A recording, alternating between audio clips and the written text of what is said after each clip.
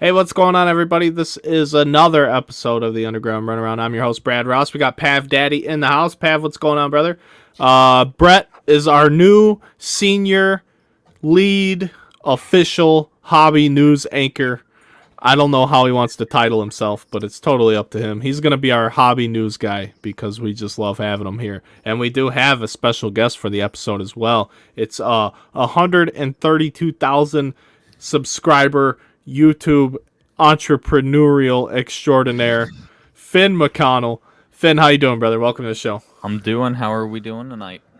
Excellent. Brett, do you have any news for us, sir? Got some news. I was pumped. Got a link today. 2022 Top Series 1 checklist. I'm dubbing it as Wander Mania 22 the last few months.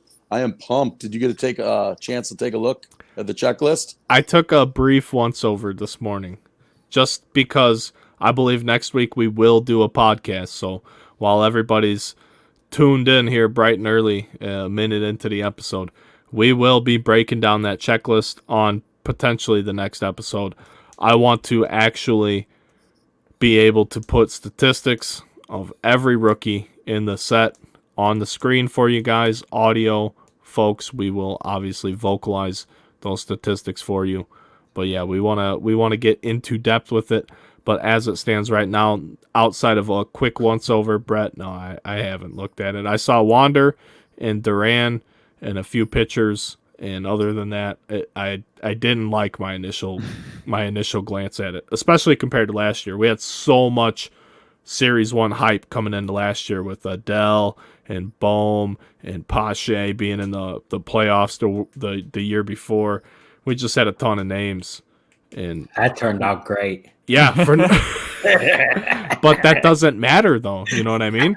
In terms of selling a product for Topps or me or anyone else, like that's all you need is the speculation hype. And it's not, I don't see where it is. Oh, and the Rays have Brujan too, right? So the Rays have maybe two of the top 5 position player chase rookies. So that's going to be a terrible break in terms of price. That's going to be a random team only. It's going to almost have to be because it's going to be the Rays, $1,000.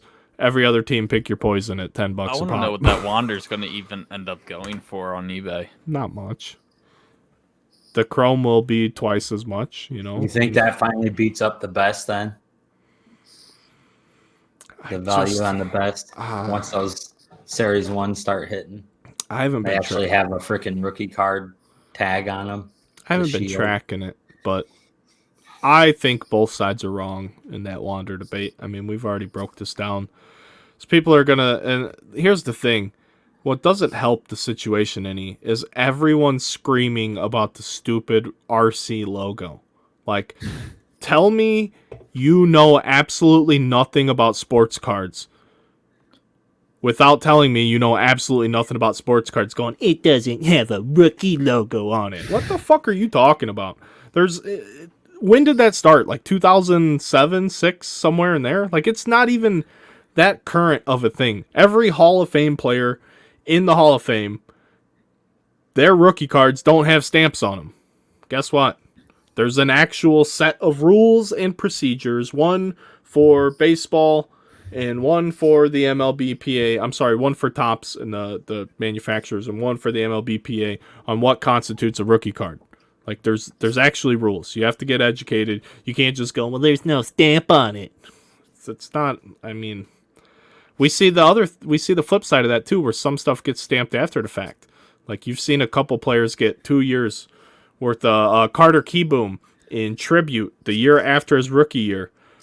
I think that was 19, maybe, Pav? Was he a rookie in 19? In 2020 tribute, his card still had a rookie stamp on it. Like, just because it has a stamp doesn't mean it is what it is. There's examples and errors out there of all of these things. So it's Bowman first that aren't Bowman first. Yeah, the double Bowman first. Was it Errol Vera?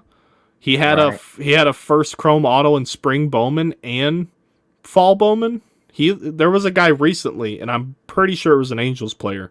He got first autos in 2 straight Bowman releases. That Pirate player, Piguero, Yeah, Leover, Bowman yeah, Chrome. his spring Bowman was just a chrome, and then in regular Bowman Chrome, it was a first. That happens a lot. Like 2020 Bowman Chrome is Bayron Laura's first auto, and the spring Bowman release prior to that was his first Chrome base. Same thing with the mega boxes, but his autograph's not in there. This is a literal example with the Angels where I'm pretty sure it was Errol Vera. 2021 spring Bowman, first Bowman Chrome autograph. Bowman Chrome, first Bowman Chrome autograph again. Like he double dipped, or it might have been draft. He was in 2 Bowman releases with first Chrome auto. So which one is the real one? Who knows? And I think I have 2 Michael Brantleys that are first Bowmans from 2 different years. I think it's like 07 and 08 or something like that. And we'll Pav, tell him about Chris Bryant. Tell him Yeah. tell him about how goofed up this is. And this is right around the time I started getting back into the hobby. Like the Chris Bryant, his Bowman first, the one that actually says first on it, is from 2014. And then he has a 2013 Bowman Chrome auto that was in Bowman Inception. And you had to pull it from Bowman Inception. So like they actually made the card for 2013 Bowman, but then put it in the product. So they put it in the 2014 Bowman Inception. So like that's the card that actually has the value versus the 2014. So it's one of those messed up things. It's been forever that way, right? Mickey Mantle, 51 Bowman is his rookie card. Yeah, but the 52 tops is the value after card. All right. So I was just telling Brad today, I sent him a link because I remembered I saw this card. Someone posted it. A lot of people were a little skeptical about it. I don't know if any of you guys saw it. It was in the group, the Facebook group, that someone had like a 2018 first Bowman Chrome of Wander Franco, but it wasn't. It was like an autographed card, but it wasn't signed, and it was apparently like a prototype card. I don't know if you guys saw it, but it was really cool looking. I was like, man, that would be an awesome card to have. It is cool. Finn sent it to me. If you guys just talk for a little bit, I'll get it on the screen for you guys, for at-home people. Yeah, I looked it up, and I found an article on it. I don't remember the site, but they were saying that it was like a prototype card, and it wasn't supposed to be released. It was like made just to, get a feel for the design or whatever. Did it seem I like don't it know was how real? someone got it. It looked real. Like it had a front and a back to it. Here it is. And it had like his interesting facts and all that stuff on the back. Yeah, it's Looks legit to me. Finn's saying it's some sort of prototype, but yeah, I don't know anything about it. He sent it to me and I said I'm not falling for it. I said I'm not playing this in game. The group though. I mean, I'm assuming there might be more than one. I don't know if they were accidentally put in a handful of packs or what. Yeah, this would be a prototype because it says CPA, which would mean Chrome Prospect Autograph, and then Wander Franco. So it's possible, but I don't know what year. 2018. But he was 2019 like, if that ended spring up on eBay, what it would go for.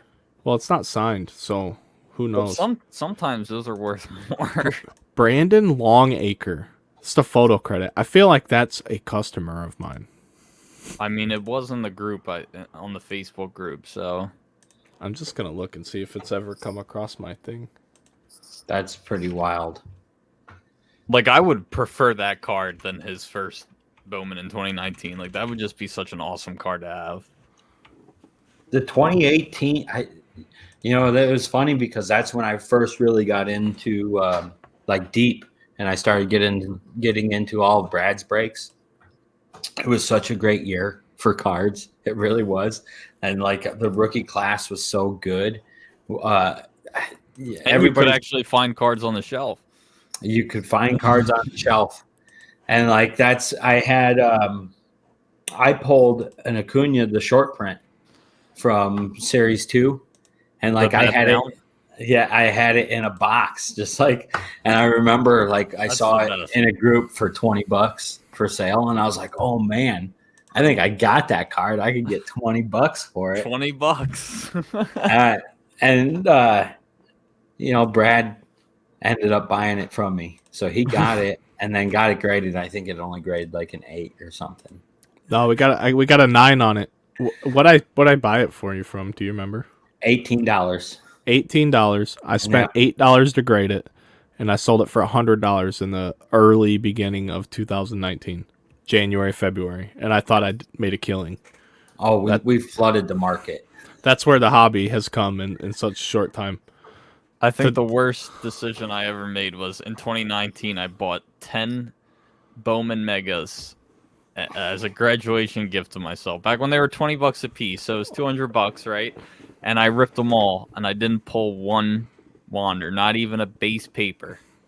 I ripped 60 megas in 2020, and I got 2 autographs, and both of them were dollar autos. I got 2 autographs too, and they were both Ryland Bannon and some Orioles prospect.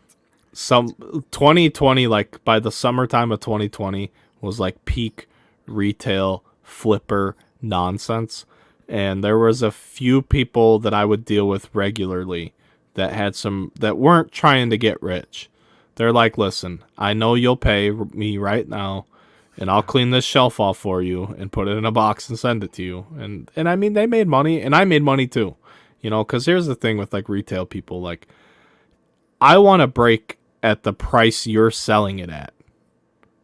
So if you want that full price, I'm not buying it because I'm not charging you more than this inflated retail number already to charge my customers. Just because I have a customer base doesn't mean I'm going to abuse their trust in me in terms of what I'm doing business wise. So I had a real hard time because for a while it seemed like mid 2020, like production stopped. So there was like 2 months, I think, without a new release.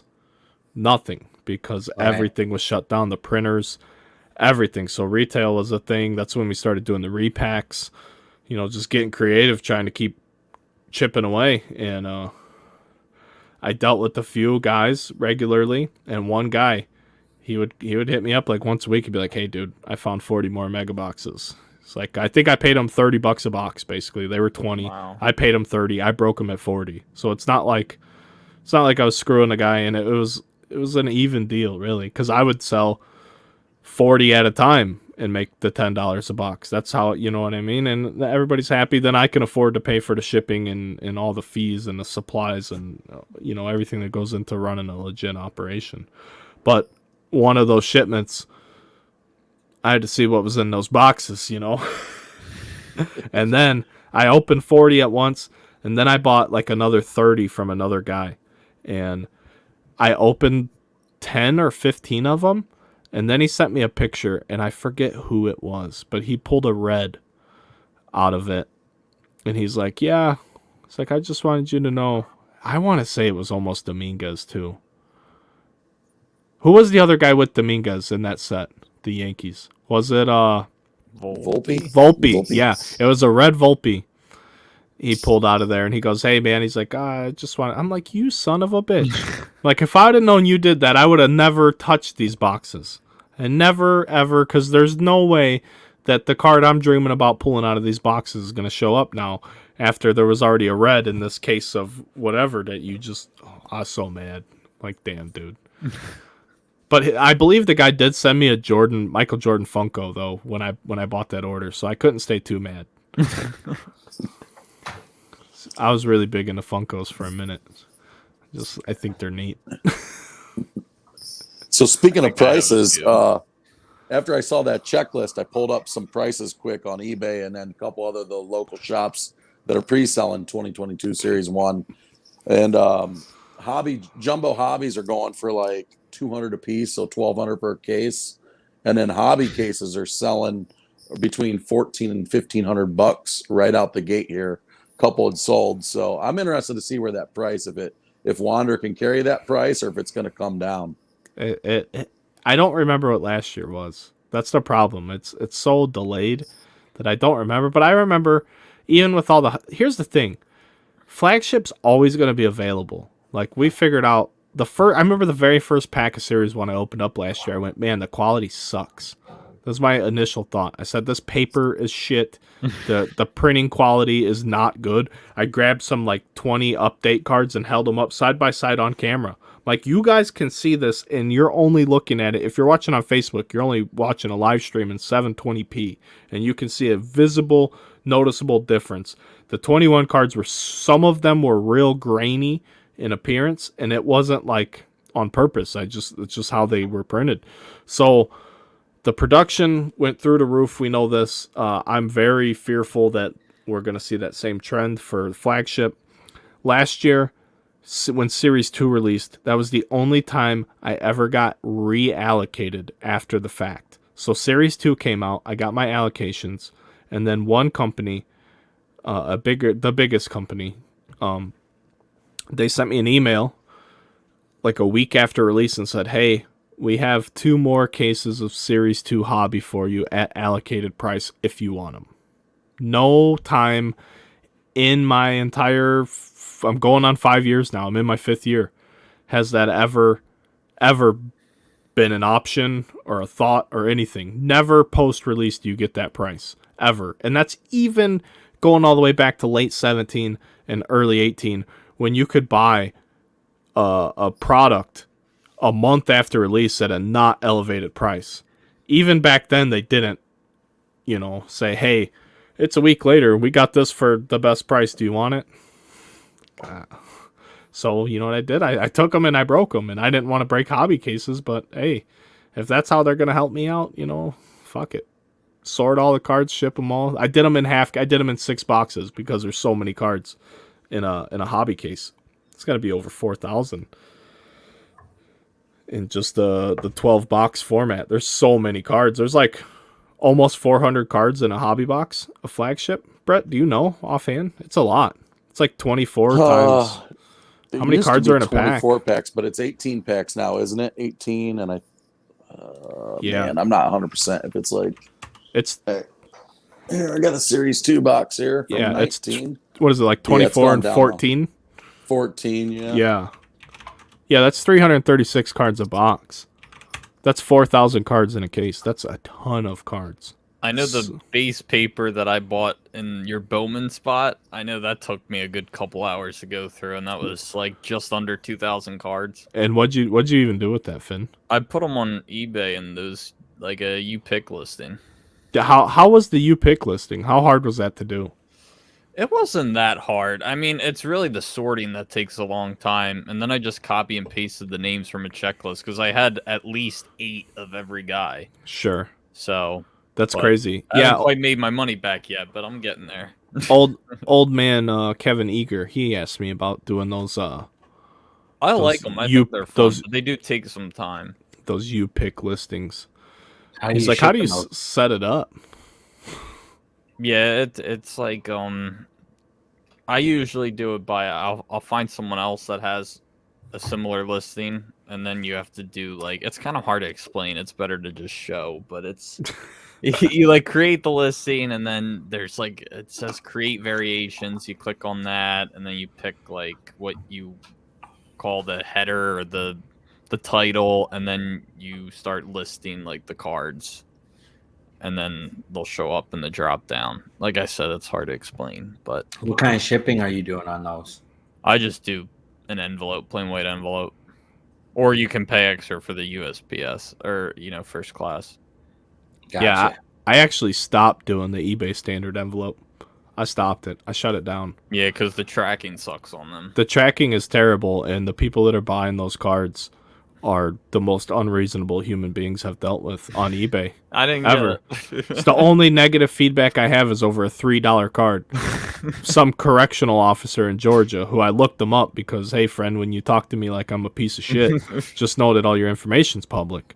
And I reached out to him on Facebook, so I hope he hears this someday down the road and he checks his inbox because I tried to make amends with him. And I just asked him for the feedback revision. And he wouldn't do it. He was mad over $3 card with a 99-cent ship, and it wasn't anything I did. It got lost. It went to another state. The tracking showed it somewhere else. He's like, either you didn't send me my card or you sent it somewhere else. I'm like, well, I can only send it where the eBay address tells me to send it. I'm like, hey, all I asked him, I'm like, hey, dude, do me a favor. Just let me wait out the 28 days for the eBay policy. I'm like, I'll file the claim with them. I said, I'll send you your money back. I'm like, if it shows up, you can keep it. I'm like, just let me figure out how to handle this because I've never had to handle it. Nope. Opened a claim. eBay took my $3. Like, I give a shit about the $3. I mean, honestly, who cares? But, like, dude, be reasonable. Yeah, if I bought a $4 card and the seller was having issues, I'd be like, yeah, take. I've your had time. folks- It's no rush. I've had folks buy $2 and $3 cards because that's what we were doing with the standard envelope. I thought it was a great option. Yeah. I was shipping cards, so like if I sold a card, like last week I had one card sell, and I spaced it out. It sold over the weekend. Tuesday or Wednesday comes around, and I don't go on eBay every day. I went on eBay, and I'm like, oh shit, like damn it. So I sent that guy the card he bought, and I sent him a Tatis finest rookie in there too.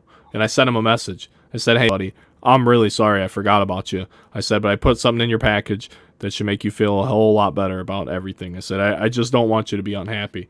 And he sent me a message when he got the package. He's like, hey man, I appreciate that. He's like, you didn't have to do that. I'm like, I know, but that's not the point. I'm like, there's terrible people on eBay, and I don't want any of them to be upset.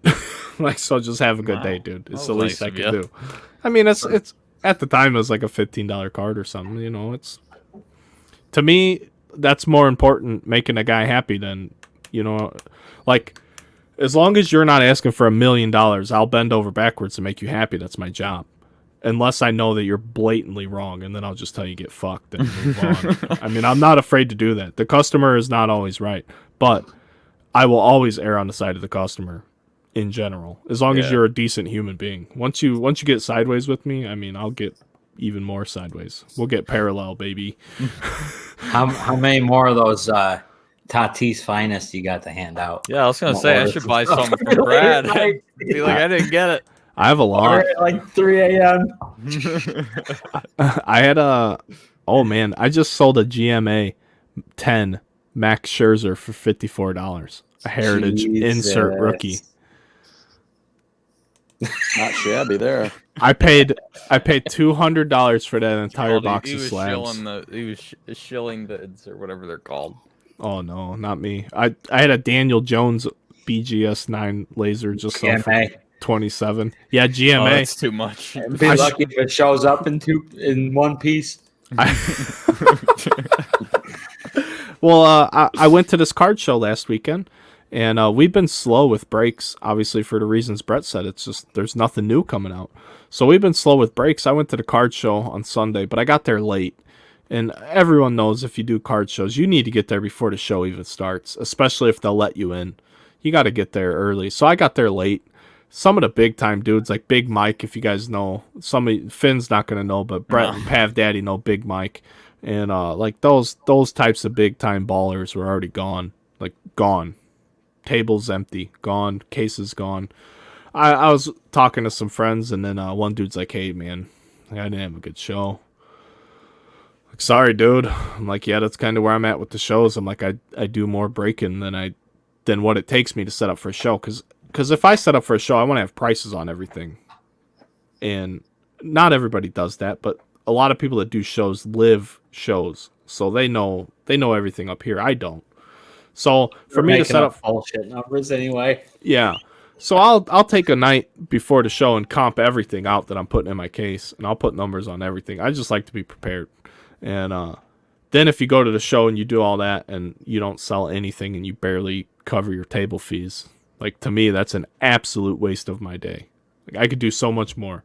But if you make 20 grand at a show, then it's a hell of a day. But that's not always promised, and sometimes if you're going to do that, you got to give a little bit more than you're willing to, and not everybody's willing to budge, especially when they're like, this is $28,000 worth of stuff. I want $28,000 for it. Like, no, stupid. At that type of volume, you're never going to get it. Go piece it out and take 2 years to do it. Have fun. But I go to the show. This guy's like, man, I had a bad day at the show. Sorry, bud. He's like, here. He's like, just do me a favor and buy this box. Like, what's in it? And I'm seeing my absolute nightmare inside of this box. First Bowman paper slabs, and the slabs are GMA slabs. I'm like, nobody's going to buy this shit. Nobody on earth. And then I'm looking, and I saw that Max Scherzer is a Heritage insert rookie. So it's not a real Heritage rookie, but it's an insert. And there was a Max Scherzer. There was a Kershaw. I feel like I have that Scherzer card that you I were s- talking about. I saw Or maybe some. I have a Kershaw of it. I think I have a Kershaw of it. I saw some decent things. I saw a few Daniel Jones BGS slabs. There was an Alonso Series 2 PSA 10. The guy wanted $200 for the box. I'm like, yeah, you know what? I'll do it. I'm like, and this is what I'll do because I've been thinking real hard about consignment lately, and just as another avenue for it's like the next logical expansion off into what I do in the hobby. We got the breaks. We do some single stuff, but not really. We do the card shows occasionally. We're doing the podcast now. So consignment's the next option, or like the next logical step to build the underground brand. So basically, this is like a trial run. And like I said, we've been slow doing breaks. So my shipper, I haven't had a reason to keep her here. And she needs to work too. Like, it's a job for her. Like, she does seasonal work in the summer setting up concerts and stuff, but that's not all year long. So as a business owner, I'm responsible for trying to keep food on her table too, or at least I feel that way. And so I'm like, fuck it, we'll do this. She's not good at technology. So like anyone else would not do what I do. Be like, no, we need somebody who knows what they're doing here.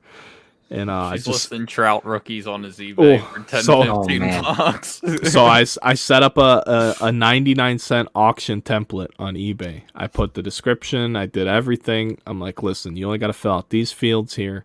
Just do it. So I got her listing this box of slabs and then another box of singles.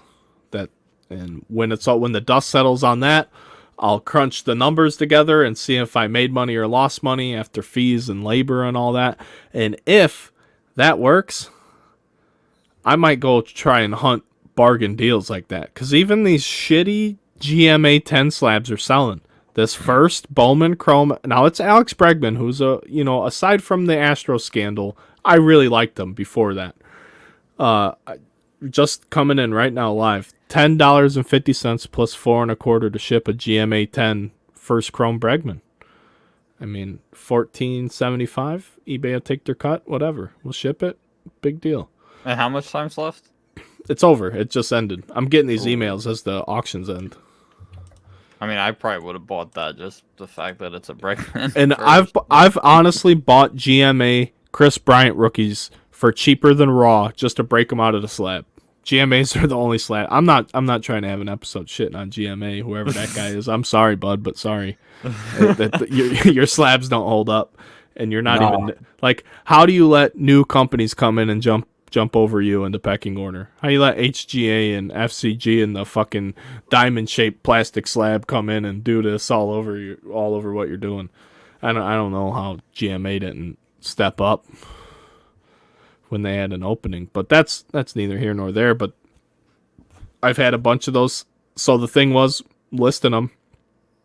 Like, we're gonna power list all these, get as many as we can. We'll combine shipping for you, but I am not offering the standard envelope. Like, I'm done with it.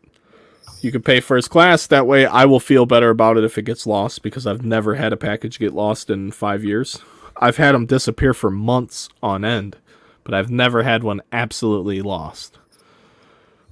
So I feel better about that than the standard envelope, because that tracking is horseshit, and Yeah. eBay doesn't even stand behind it. I did file a claim previous to that negative feedback I got, because that person was reasonable, and I refunded them too.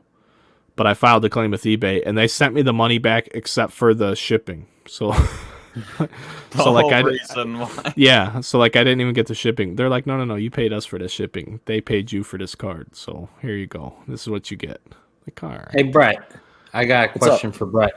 Yeah. Did you try to get into the PSA economy today? Actually, that was on my next update here. I had a little PSA update. I was late getting in today. That's my anchor. I was in class. It opens again on Thursday at 10 a.m. Yeah. The links straight from Twitter. I got in. It ran good. I didn't get in last week either in the general, but there was definitely less people in today and getting in late. But I did not get them. Did you get any? I didn't get it. What were your? By the time it put me in, I was full. What positions were you guys in line? Do you know? Last week I was just under 3,000 and did not get in, and then this morning I was like 3,500. because I was late. But I'm gonna get. I think I'll be able to get in Thursday if you get in right away. But nobody. I don't know. It wasn't posted anywhere how many cards they're actually taking. It's still $100, right? No, 50. It's 50 for the economy, and they're saying 90-day turnaround. So if, like, 90 if days. they I do think it, that's a lot of money, especially if it's 90 days. Like, I think the only reason I'd spend that much to grade a card is if I'm trying to sell it like immediately. I like the idea that they are raising the prices, to be honest, Yeah. because we really, especially like Brad and I, this was something that we talked about all the time, and Brett, you took advantage of it with the cheap bulk pricing. It was just too cheap, and like we were sending everything because Everything. we knew as long as you get.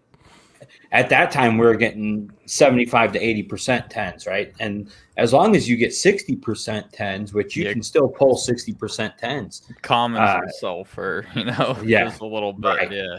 Right. So we sold so many Acuna, so many Soto rookies for anywhere from $30 to $50 because it was, you just had mountains of them. So, it's interesting that they're raising the price. I think they have to, and I think as long as they push their quality, they'll be okay. I understand it, but it does kind of suck for me. I mean, it's more of a personal problem, but I don't really have like a high end collection. The best thing I have is that Trout, and I don't think it's a 10. So a 9, it's probably like, if I'm lucky, a $3,000 card, but it's probably more $1,500, $2,000, and I don't have anything better than that.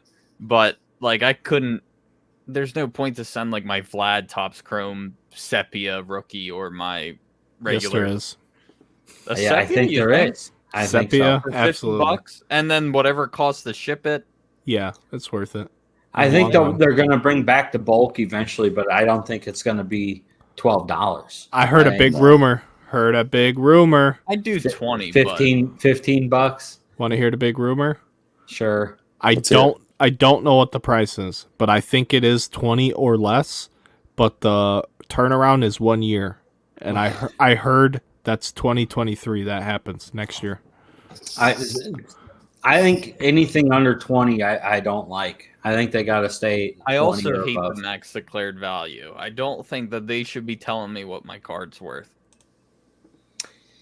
I don't know how they'll be in the future, but they've always been a little bit loose on that, unless you make something really egregious. Like, it kind of seems like that they can bump up the grade just to get more money out of me.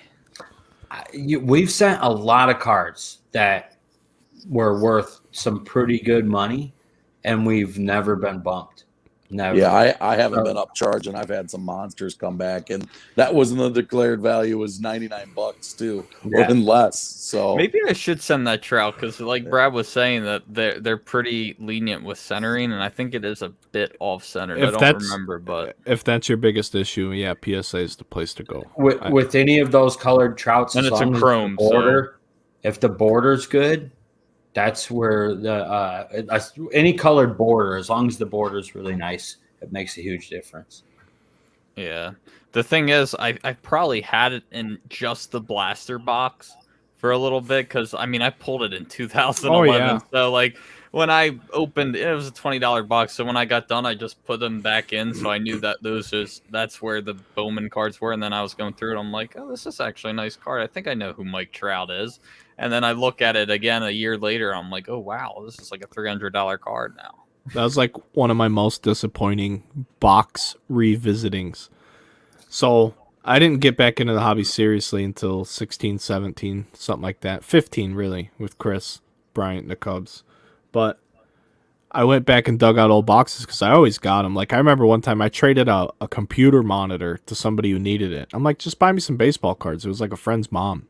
Like, hey, you can have this monitor. I don't need it. Just buy me some baseball cards or something. Call it cool. She did. She bought me like 5 or 6 blasters or whatever, from the store back then. So I go back and I'm digging through, and I did the same thing you did, Finn. I think everybody did. Put the cards back in the box that you got them in, because a regular person didn't have supplies or anything like that. Yeah. And box. I found like 10, 20, 11 update blasters that I had. Wow. and not a single trout in any Oh. of it. You know, I'm like, oh my gosh, I'm like, this sucks. I thought, I I'm always like, dream of like just going to a yard sale and Yeah. finding like it's like just that box with a bunch of random cards in there. Like, oh yeah, $10, take the whole box. yeah, man, it's crazy. You'd like to, you know, it'd be great. Like, oh, there's 10 update trouts in these 10 blasters, and I'm like, man, Oh my and God. all of them, not a single one. Like, I got the worst part of the At collation least ever. get like an Altuve or who else was in there? JD Martin And was in there? Anthony Martinez? Rizzo, at least for Yeah. me, was the big notable player, even though it's Yeah. a Padres card. But yeah, That's our buddy Tyson. When he got back into the hobby, he's like, you know, I got some cards at home. What should I look for? I'm like, just go home and look for a Mike Trout rookie. And he called me that night and he's like, hey, I found one. And I'm like, oh, dude, all right, you're in, man. This is A it. couple You're months in. ago, I found 2 Derek Jeter rookies, but of course it was like Pinnacle and Score, so they're like Yeah. $15 cards tops. I have a bunch of like I could probably make a couple hundred, maybe over 1,000 with just the stupid $10, $15 cards I got. Is that a regular score or the score select, the green one? No, it's just a regular. I don't even remember what it was. It's something like Score or Pinnacle or something like that. Back It's just like rookie real big at the top or the bottom.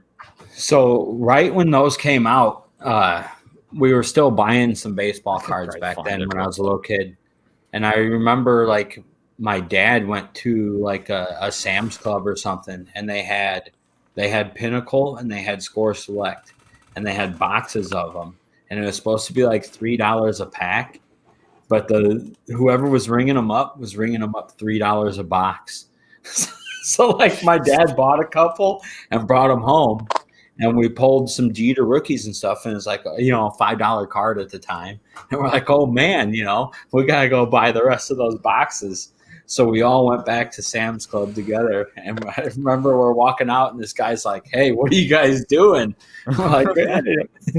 He's like, well, I'll tell you what, I'll let you guys each buy one box. So they let us buy one box each, but I had a bunch of the Score Select Derek Jeter rookies. Nice. Yeah, it's a 96 score, and I looked it up, and a PSA 9 is $55. It hasn't sold, but that's what it's listed at. Yeah, I think these were 93 Score Select that he was in. Gotcha. Yeah. I thought that one, what is it, the 92 draft pick upper deck card? I thought that card was worth so much more money. I don't know why, but unless I'm looking at a reprint, I don't know. It says $20, but I don't know why I thought that card was worth so much more. Oh no, it's not upper deck, it's tops. My bad. Yeah. Yeah, so he had a quite a few 93 draft picks. That's one of those guys they knew he was going to be good. So Yeah. I mean, you think about like back then, you know, only a few draft picks got baseball cards. It was pretty rare. yeah, I think Chris Chick had me send a bunch of those Jeters to CSG, because I think we sent that sub out right after he got in. And he's like, yeah, dude, send all these out. He had a Topps Gold too, and we sent that with a higher service level, and he got murdered on the surface. Might actually have it somewhere here still, but he's like, look at it, let me know what you think. I'm like, dude, it looks good. And then it got like all 9s and like a 6 on the surface. Like, dude, I don't know. Like, CSG is tough. That's all I know. Like, they use 10 times magnification. Like, I like CSG long term. I think they're going to be they're going to do really well. well, here's the thing, man. Like, they're part of the future. Like, whether you want them to be or I not. just hope someone stomps over PSA. Well, They're not even nice. They're slabs. The- They're like the most bland slabs. I'm telling you, if you believe in CSG at all, buy their slabs on eBay now. And I think that's a real investment opportunity. Because once people start to understand that they are the hardest grading scale, I'm not saying they're the toughest graders, because I had like Matt Schwartz from FCG yell at me. He's like, they're all the same. I'm like, I know, Matt. Settle down. You're in that you're in that group too, bud. I love you. But he's extremely transparent with how he does things. But I'm like, that's the entire process of grading is subjectivity. Everybody's subjective. Yeah. So it doesn't matter. You could have the same card 5 times graded by 5 different people within the same company and get 5 different grades. If they were 5 exact cards, like if a third party observed these cards and like pre-graded them ahead of time and said, yes, I believe all 5 of these cards are identical, and then you sent them to 5 different graders in the same company, I guarantee you're getting at least 2 or 3 different grades from those 5 At cards. least. And that's my issue with all grading. It's not the grading scales. It's not that one's tougher or more lenient than the other. It's the inconsistencies in all of it. And you don't, it's a crapshoot. Even if you grade it ahead of time, like I charge people $2.50 for a pre-grade inspection. And I will sit down here with my damn panel lights and my loop and my magnifying glass and my pads and my centering tools. And I have it all. I don't know what a real grader actually does because I'm not a real grader. But I can definitely look at a card close enough to give you an accurate opinion of what I think, and I've been off by like half a grade to a grade on everything that I've done for CSG. I've been right on a few, but most often I'm half a grade to a whole grade off, and I'm like, wow, they're tough. Because I was tough, because when you're trying to build that sort of trust with new customers or new people that want to submit your cards, you don't want to be wrong, and you don't want to oversell them. You don't want to say, yeah, bro, I think this card's a 10, it's a dime, you're going to get 10 grand, and then it's an 8, and they're like, what the fuck? You said it was a 10. Like, whoa. I said I thought it was a 10. They didn't think so. So I've been real tough, and that was the surprising thing, because what I wanted to do, and that's the same thing I want to do with everything. I want to under-promise, I want to over-deliver. Yeah. I think that's the best way to do it long-term. And Agreed. And I was under promising and under delivering. Like, damn, they're tough.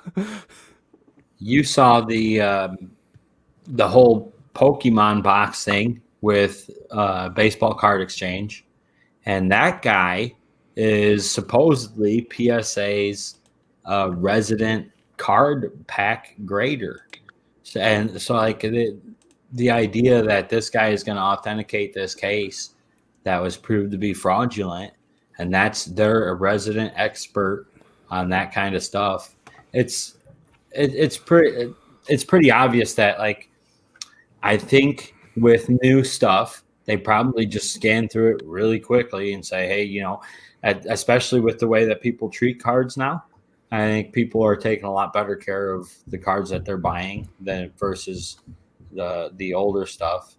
And when you think about like the Henderson rookie and stuff like that, I think they're artificially keeping the numbers low to create that scarce, that, making that stuff hard to find. Scarcity. Yeah. I heard him say scar, and then he stopped. It's all good. Wait, that doesn't sound right. I just want the people to know that are listening that we just like to have fun. I'm not going to edit that out. You guys are going to hear it, just like we said. There's nothing fake about this show. Nothing fake about it. For forever and ever, I called cash a kachi. Oh, cachet. The cachet. Cachet. No, cash. The cachet. Yeah, it's not cachet.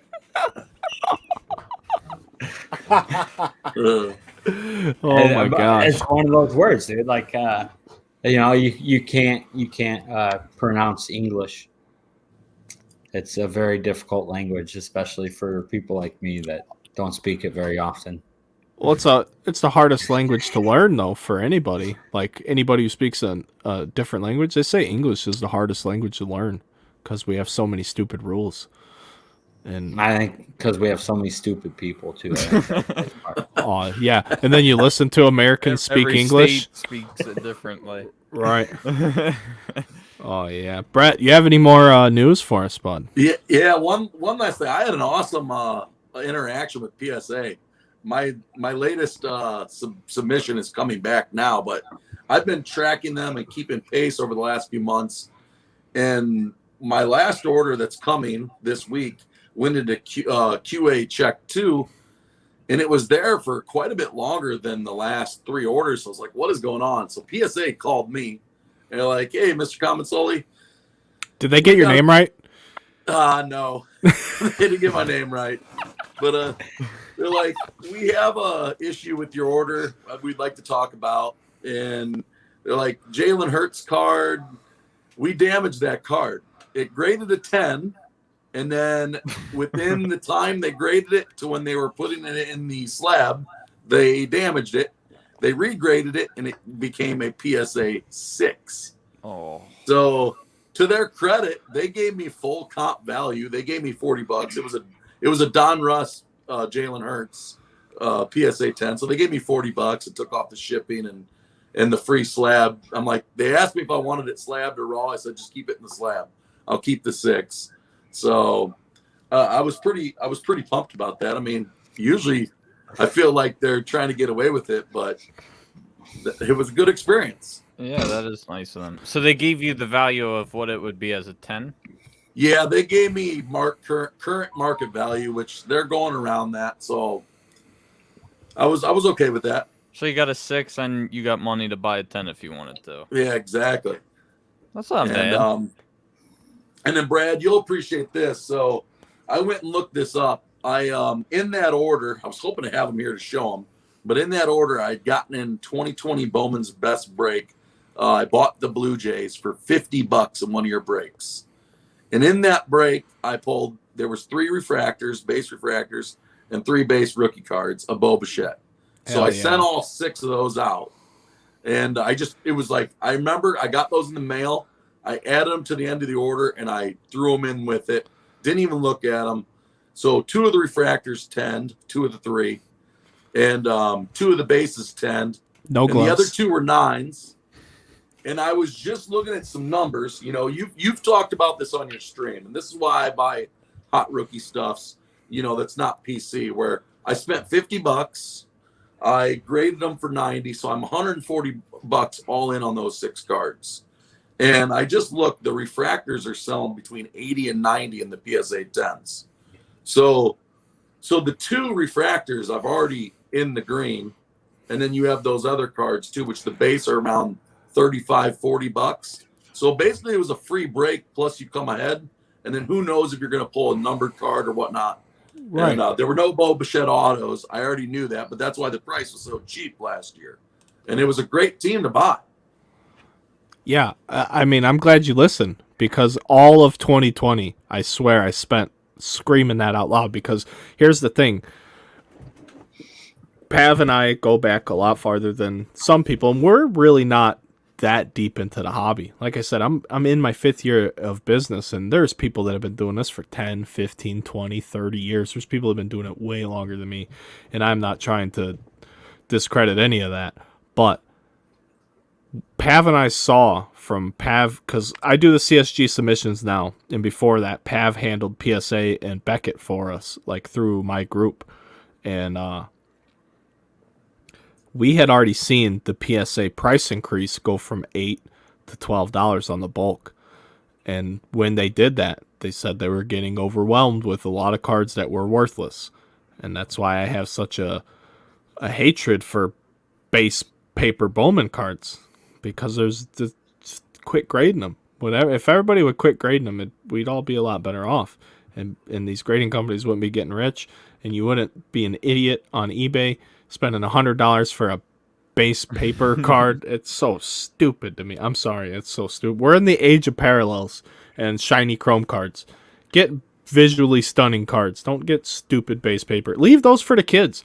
If that's a $15 PSA 10 Wander Franco base paper, I'm good with that. It'll never be that, but that's what it should be. It should be like a kid's collectible. Like, this is any little Rays fan, little Timmy gets a PSA 10 base paper. Like that's it. Yeah, exactly. That's a starter card. But we had already seen the increase go from $8 to $12. I said, Pav, said they don't want the junk, dude. I said, but we kept sending what we had, because we were into it. And we, just like you said, we were sending sort of everything. I was probably more out of everyone. I think I was probably the most conservative, but I was still sending players like, hey, let's just see. I don't think I can lose even if this guy doesn't do good. If he does great, it'll be me being ahead of the game. I think everybody was trying to get ahead of the game, and in turn, it flooded everyone. And so then we start doing the breaks. The boom happens, COVID, the printers shut down, box prices soar through the roof. We're still doing breaks. Things start to come back to reality, and I'm telling people, listen, I know the White Sox are $600 in this case of Topps Chrome. I understand that. But Luis Robert, not Louis Robert, is going to be in this case 8 to 10 times in just a base card. Grade those 8 base cards, and they were selling for, what was a Chrome Robert peaking for back then, a PSA 10? I mean, I think they were like 150 at one. Yeah, like, 150 bucks. because Pav was sending short prints and shit to Beckett Express. What are Yeah. Pav was flipping Express cards. What a deal. And that was the thing. I'm on camera during these breaks. You can go check it. You can go pull up any break I've ever done. You can go pull these up where I'm literally telling people at the end of one break, and I forget what it is or what number. It was a Topps Chrome break, 2020 Topps Chrome.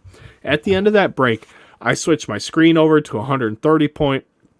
I show how many Robert cards we have or any applicable rookie, whatever the price. I did a mathematical breakdown too. I remember writing down numbers for everybody. Said, listen, if you get 10 cards and you get 6 10s and it costs you $120 to grade these cards and your break spot costs you $200 and these 6 10s each sell for $150 each. So just those 6 10s, you're making $900. Said then the other 4, I'm like, listen, friends, if you would just listen to me and grade everything you're getting right now, you're all going to make money even if you don't get the hits from the breaks. This was just on base cards and the off chance at a simple to get refractor. This is no numbered cards. This is no like sepias or negatives is what they are in hobby. The sepia is a retail exclusive, but like just before you even get a hit, because people go, oh, I skunked. I fucking hate that so much. That's half of my day on social media is Chris Meehan and Jonathan the TV crying about their last skunks. I skunked every time. I'm skunked. You just skunked me. Wah, wah, wah. Cry me a fucking river. We all know the game we're playing. I think we the all only know. thing I skunked on was your mystery pack. And I sit here and I try and tell people how to make money. I try and tell everybody. I said, listen, just because I'm the guy opening the cards does not mean you can't make money. I would know more about this stuff if I had time to do that, but I do this. And you can't do it all. So I broke it down. I said, listen, buy the break, buy the team you want. If you don't like the team that's available, buy a team with a top 5 or a top 10 rookie. Send them all out for the price at the time. Now you can't. Now that's not an option anymore because you can't send a PSA. CSG is the only closest cheap option, and it's $12 for bulk with them without subgrades. And I'm sorry, I'm an authorized dealer for CSG, but their slabs look terrible without the subgrades on them. Their labels, they're too big. If you don't have subgrades on the card, it looks so empty. Like I don't like it. So the subgrades are $10. So at a base bulk submission is $22 a card if you send it yourself, plus all other applicable fees. I think I charge $24 to do it through me. But that's the cheapest bulk option you have right now from a reputable company. I think FCG is $30 if we're talking about them. Nobody is. I don't know what SCG, the tuxedo slabs. I think that's SGC. SGC. Yeah, what do they cost? Anybody know? I never talk about them. 20 or 30. Yeah, I've just never been interested by them, and I feel like the hobby boom just further ingrained that because they didn't get any shine. Like HGA popped up with the colorful slab, and here's SGC who's been plugging along for years, and they're just kind of in the back seat. Weren't they more for like? They do vintage vintage, yeah. They are pretty well, but damn now, near the top I think of vintage. Once like the whole boom hit, people were sending a lot of things there just because they were cheaper, weren't they? Yeah, it was an available open option, and I they think they're considered like top 3. They would. I don't know if you put them at 3. I don't know. I don't don't know. know. Is Beckett still like? Do they still get a lot of love, Beckett? Beckett's they're the place best to out go. of those three. Like, They're the at place to least go for the autograph. look wise. I think Beckett sucks. Just look wise though. They've murdered me on everything except for one Vladdy Jr. Beckett and I do not get along at all. Beckett, like they were for me, they were always the fastest in terms of like I would buy their express service and I would get my card back quick within the express service time. I agree with that 100%. So like he was saying, I had the Luis Robert short print that I bought from our friend Nedberg, and I sent it there and it got a BGS 10. And like I bought it from him for $250, and it was the express service was still $50 at the time. So I was buying those cards and sending them express to BGS, and like at the 10, I sold it for $1,800, and then if it 9.5, it was $400. So I was into the card for $300. I'd sell them for $400, and most of them were 9.5, and I think I got 1.9, and then I sold it for $250, took the $50 loss on the grading fee, but I did so well on that 10 it didn't matter. And I think Sorry, go on. No, I'm good. Go ahead. When you guys submit your cards for grading, do you guys use a top loader or a card saver? Card saver. Most companies will tell you straight up they want card savers. That's part of like what I do with CSG. I tell people send me the card, and that's part of why I charge what I charge, because I will properly prep it to send it in, because you want it in a card saver, because from what I hear, easier to take out. The companies cut them out. They don't even handle it. They cut the outside plastic. That way they don't even have to risk touching your card or damaging it trying to pull it out. Yeah, they could cut the two sides. They cut the sides, they and just then cut the two sides, it peels right open. Yeah, so they don't have to try to pull the card out of there or nothing. The card saver is considered a semi-rigid, which means it's like softer plastic. Yeah. You know, it's not Do a you hard still plastic. put it in a penny sleeve? Yes. Yeah. Okay. Yep. Yeah, because Beckett slabs them in sleeves, correct? Yeah. Yeah, Beckett, when they put their card, all Beckett cards and slabs are in sleeves. PSAs aren't, though. They shake around in there. Yeah. So that's a nice thing. I do like that about the Beckett. They take like a soft penny sleeve and they press it on the four sides. So it's sealed. So like if you took it out of there, you would see the corners are open. The four sides are all have like a press seal. And that's like people who cry about shipping in a one-touch. Like, have you ever bought a PSA slab before? Yeah? Okay, well, shut the fuck up. Exactly. It's that simple. Like, it upsets me because, like, you try and do a nice thing for a customer. Like, they hit a real nice card or a one-on-one and you throw it in a one-touch, and then they're like, oh, my friend Joe told me don't ship it in that because you'll scratch it. Like, oh, really? Really? Yeah. That's what we're worried about? And you grab a... I've done it on camera. You grab a slab and you shake it. You're like, you hear that? Do you know how hard you'd have to put this in a paint mixer for 2 hours before you damaged it? Like, what are you worried about? Don't realize the biggest thing is don't handle the card. Yeah, as little as possible. Yeah, taking it out of one plastic, putting it into another plastic stuff. That's how you damage the card. Yeah, that's risk. Every time you handle it, there's a risk involved. Like I can sleeve and top load cards with my eyes closed or not even looking. But that's because I touch cards every single day. That's why Brad needs to wear gloves. No. This podcast is over. Hey, That's Brad. Perfect time for me to get out of here, guys. It was great talking to you, and I look forward to watching see you, buddy. the rest. Hey, thanks for the news, brother. You're more than welcome to hang out anytime you want, but you're here to come and go as you please. I got that 35 and whatever it is, 40-minute time where it boots me out on my phone. So once is good enough for tonight. Yes, sir. All right, buddy. Thanks, Brett. Take care, guys. See ya. You too. Later. All right. There's our news man, Brett Comensoli, bringing us the news with the Series 1 checklist, PSA, the waiting room and lottery system, service. Yeah. the economy service at $50 a card, and then his experience with PSA actually damaging one of his cards and calling him, because we all have our own wild conspiracy theories about grading companies damaging our cards. I have a few that I'm convinced beyond the shadow of a doubt that they were damaged and nobody ever called me. I have some PSA 6s too, just like Brett's Jalen Hurts. So now that's just further confirming my own suspicions there, but I'm going to leave them alone. Our poor Johnny Newman and his Steve Eiserman. I have to get Johnny on the show one day just so he could talk about all the stuff he has that he won't sell. Oh my gosh. Like the first time we ever sent PSA, his Eiserman came back it was rough. And it had like a visible crease when it came back. And like we had pictures where you couldn't see anything. And obviously with like surface creases, they're hard to see. But like in the pictures, you couldn't see anything. Yeah. And he was sure that it wasn't damaged, and I was sure it wasn't damaged. And at like that time, we had a bunch of Bowman's Best and stuff that we had sent in, and a lot of these slabs came back PSA 10s, and the cards had fingerprints on them inside of the slab. So it was a real bummer. And like it was bad because that was the year they did the rookie performers. And like it was just this straight mirror background.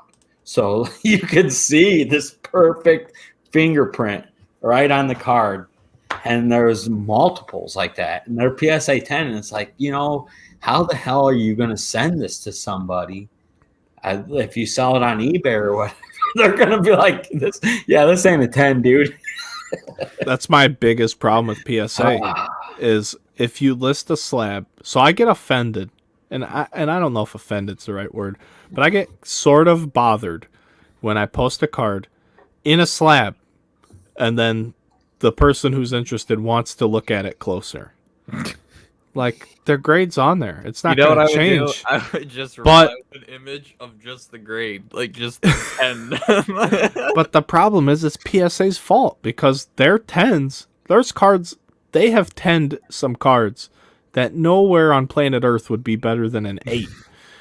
And they've done it. And they've done it for years. And now all of a sudden they're starting to get way harder. But it's like, look, dude, the damage is done. If I have to provide 8 more pictures of a card after I already had it graded, what am I doing? They'll be like, yeah, that's a 10. Okay, well, I'm not paying you 10 money because it's way off center. This corner's fucked. And this thing over here I don't like either. Like, well, it says it's a 10. Like, yeah, not all 10s are created equal. Yeah, not by PSA. But they're too big. I just think they're too big that they'll never fall from grace. They'll get to be who they are, and they'll go unchecked for the rest of time. And it's unfortunate to me because I think consumers in general are stupid as fuck. I mean, I say that time and time again. We did a podcast for Bowman Draft where we have told people don't buy into breaks. Bowman Draft is now over $4,500 a case, and it's the worst class of prospects Bowman Draft has had in the entire time I've been doing this. It's terrible. But that's just how it goes. Nobody cares what I have to say. So I'm going to keep saying what I think because I think I'm pretty right about a lot of it. So it's nuts, man. People, the PSA 10 is the king. It's always been the king. Like the Beckett 10 will sell for more, but they are a lot harder to get. And CSG 10s, forget about them. And even those 10s don't sell for enough. And now, Finn, we got to talk because I think Pav's getting yelled at by his old lady. It's great. I told you it's going to be fun. Another episode. Another episode of the Just Underground Runaround. That's what you said. Oh, yeah. He's unmuted now. Did you hear us, Pav? Can I watch YouTube? Is that what they said? Yeah. Oh, yeah. You said no internet, huh? Did you cut him off? You said we need all the juice tonight for the Big Village stream. Hey, your internet's killing it tonight, though, Pav. Not an issue. Dude, I'm on Wi-Fi. Figure that shit out. All right. I don't know, dude. Yeah, no joke. So, Finn, dude, what's your favorite thing about the hobby? Probably getting disappointed whenever I open a box of something. I just have the worst luck. I do better in your breaks than when I open something for myself. And it's funny because every time I do one of your breaks and I get a team, I'm like, oh, great. I'm not going to get anything with this team. Like, I got the Cardinals and I got that Carlson Atomic. Oh yeah, I forgot about that, dude. That's nice. Blowing up Yeah. over here. Carlson like had $150 card, and then I got that Gorman laundry tag Trinity card, and I was like, whoa, wow, that just made my money back from the break. yeah, Trinity's great. I love it. I know you do I too. love it too. Yeah, but it's funny because that's like the only Leaf product I like. I hate the metal or whatever it's called. I think Brian Gray does a fantastic job doing what he can do within the constraints of what he's allowed to do. So I understand what you're saying, but yeah, like he has, they can't use the licensing and things like that. No, I get so. that. But So- Trinity's like a very nice product. I like the design of the card, and I think some of them aren't they in like their college uniforms, or maybe that's football. I'm thinking. I don't think so. But they can use college stuff, I believe, Yeah. because Panini gets like college baseball products, and they're officially licensed by the NCAA. I do know. like that new product. It's Panini though. What's Extra Edition? That's not new, but Well, sure. yeah, I meant for this year. I know it's not new in general because I remember I bought it in like 2011 or something like that. That was one of the first products I bought getting back into the hobby. Was 15 Elite Yeah, it was Extra like 8 Edition. autos for $90. It was And they're super all cheap, draft picks. and it had Chris Bryant and stuff in it back then. Yeah, I remember that quite well. But of course, the star players probably only sell for like $50. Which is, it's really silly when you think about it that way, because literally that means in terms of value, collector value, you're paying for a brand name rather than the actual player. So Yeah. when you get down to brass tacks, it's the same guy signing the same card, and the card is different.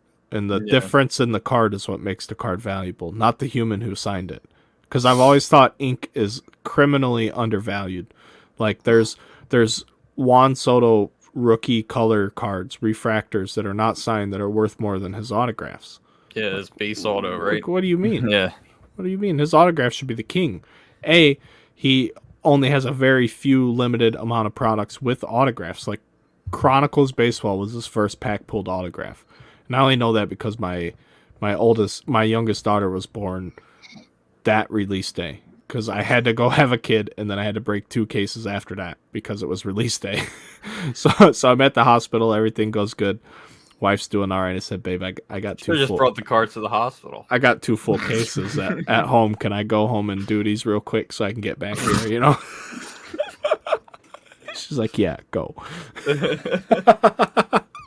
But that was Juan Soto's first pack pulled autograph, and then David Bodie was in that, and he was like a Cubs legend for that month.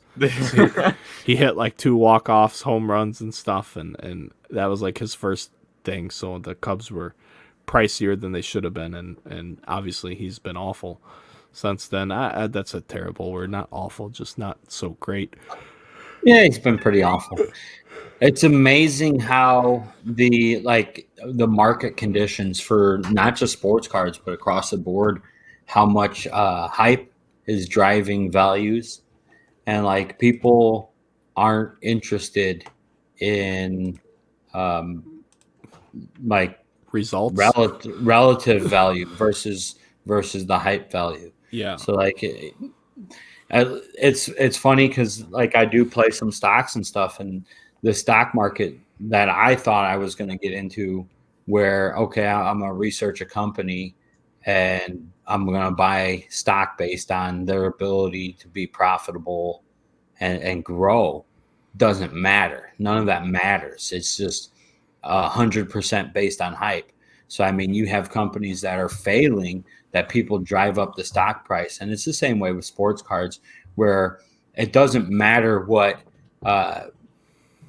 where like real value is. It's all hype based. So you get cards that, just like the Wander Best, it's not like that's a rare card. And like people will drive up the value because there's so much hype behind it. It's pretty wild how all that gets kind of pushed around. I do like it though. I do like how it can happen. Even like just like if it becomes like a meme card, like, oh, it's not as rookie, but we're all gonna treat it like it is. I mean, it's fun to The observe. Bitcoin card Yeah. and the egg And it's card. a nice looking card too. It is. Like I actually just bought it. I screenshotted it and sent it to you. I won it for like $20. Then I looked it up and I saw it was worth like I actually thought it was a good deal because I was seeing them as suggested for like $30-$35, and I saw one sold for 10. I was like, great. So I paid twice the price of what it might be worth. But a lot I was seeing were like $15-$20. I was like, all right, maybe I didn't overpay that much. Yeah, that's probably all right. Yeah, you never know with an auction, especially if you get hooked into like I gotta win this auction or like. Oh, exactly. Yeah. Nobody's stealing this one from me in the last second. We've all been there. No matter how much I overpay. Yeah. It becomes a competition at that point. Right. The big question is where does this lead 10 years down the road when you have a lot of the hype's gone at that point. So like which card will have the most retained value? Because at that point, I mean, when you go back and like you look at Jeters or any of those guys, it's really one card that people focus in on, and that becomes where all the value eventually gets pushed. This is where the money's going to get pushed. So in the long term, which Soto is going to be the one, right? So like I feel like it's always a first Bowman and then their flagship. Right. But And for some reason, the flagship seems to sell more. I could be wrong, but that seems to be the case. I don't know. I'd prefer Mike Trout. I know he doesn't technically have a first Bowman. He has that autograph from what is that 2010 or 2009? 2009. Yeah, he has like autograph. the auto. Yep. That's like very rare, but his first Bowman card. It's yeah, only he an doesn't autograph. have a base. Yeah, but like I feel like I'd rather have his base than his regular rookie if he had one. Juan Soto doesn't have one either. He doesn't. He just has an autograph too. Right. Yeah. He just has. He has no first base card. So that's not uncommon either. Like JT Real Muto doesn't even have a Topps rookie card. There's it's just, I have. That's actually one of the cards I pulled from Extra Edition was his autograph. Yeah, I think he signed it differently too. I think he signed it like Jacob Real Muto, which was pretty neat. I could be wrong, but I think he signed it differently than he. Yeah, used to. a lot of players do that. Old man over there getting tired. It's bedtime already. Absolutely, it's always bedtime. those kids been kicking your ass, huh? Nonstop, going on 6 years of that. The problem is they're asleep right now, recharging, and I'm still draining my battery. Then when I go to charge the batteries back up, they're peeling my eyelids open. Like, hey, Daddy, you get up and make us breakfast. Like, so, no. Finn, do you buy to flip and to buy for personal collection? I'm mainly PC, but I have like sealed stuff over here. I wouldn't say I'm a scalper, but I have bought to hold. I've never bought and flipped right away, but I like to see if it goes, because I feel like you can buy any sealed product right now, and at worst, it won't go down, and it'll just stay the same. But I feel like everything goes up just a little bit at the very least. So I don't think, but I don't like. I bought Sapphire, almost a year ago, Bowman Sapphire, and I think the price is about the same. I think I paid $250 for it, and it's about that. I think they went up to $300, but they went back down a little bit. I think a lot of that, it's again, I think it's long term, and it just takes one guy to get hot. Exactly. And then that product will kind of bounce up. But man, when 2018 Sapphire came out, it was on the Topps website forever. Yeah. People weren't buying and now they're like, what, $2,000 a box, something like that? Insane. Yeah. I bought multiple boxes trying to get just to pull Victor Robles. Oh, man. Adrian, I forget, there was some Adrian guy that was like a national, I think, or something like that. I just remember they were what, $200 a box? I think $200 a box from Topps on their website, and it was like the complete set, right? Well, like that was 17. 2017 was that. Yeah, 2017 was the complete set. It was $1,000. Jeez, and but it was 18 on. had like 3 autos and a bunch Three of color. Was it 3 autos? I don't 3 remember autos. that. Yeah. 3 autos, dude. I don't remember. I just remember it was 1 in 4 boxes had a super fractor. 3 autos per box. That was the year. That was 2018 was a great year for There the was hobby. at least like 100 cards in that, right? Yeah. Yeah. Because I remember watching people open it, and they were just pulling decks out. Yeah, it's That's a good one. That's a good rookie. yeah, it was That's a good one too. a complete solid pack of like there was no wrapping on the inside. It was just a box and the cards were inside of it. Mm-hmm. But I mainly PC. Like baseball, I'll do whatever. But football, sometimes hockey, I'll do just Philly teams. But I'm a big like if a guy gets called up on my team, I'll buy their card if it's cheap and kind of just hope for the best because there's really no risk there. So like I bought like Matt Vierling when he got called up and his card went up a little bit, not as much as some other guys, but he's a guy that I'm not really sleeping on.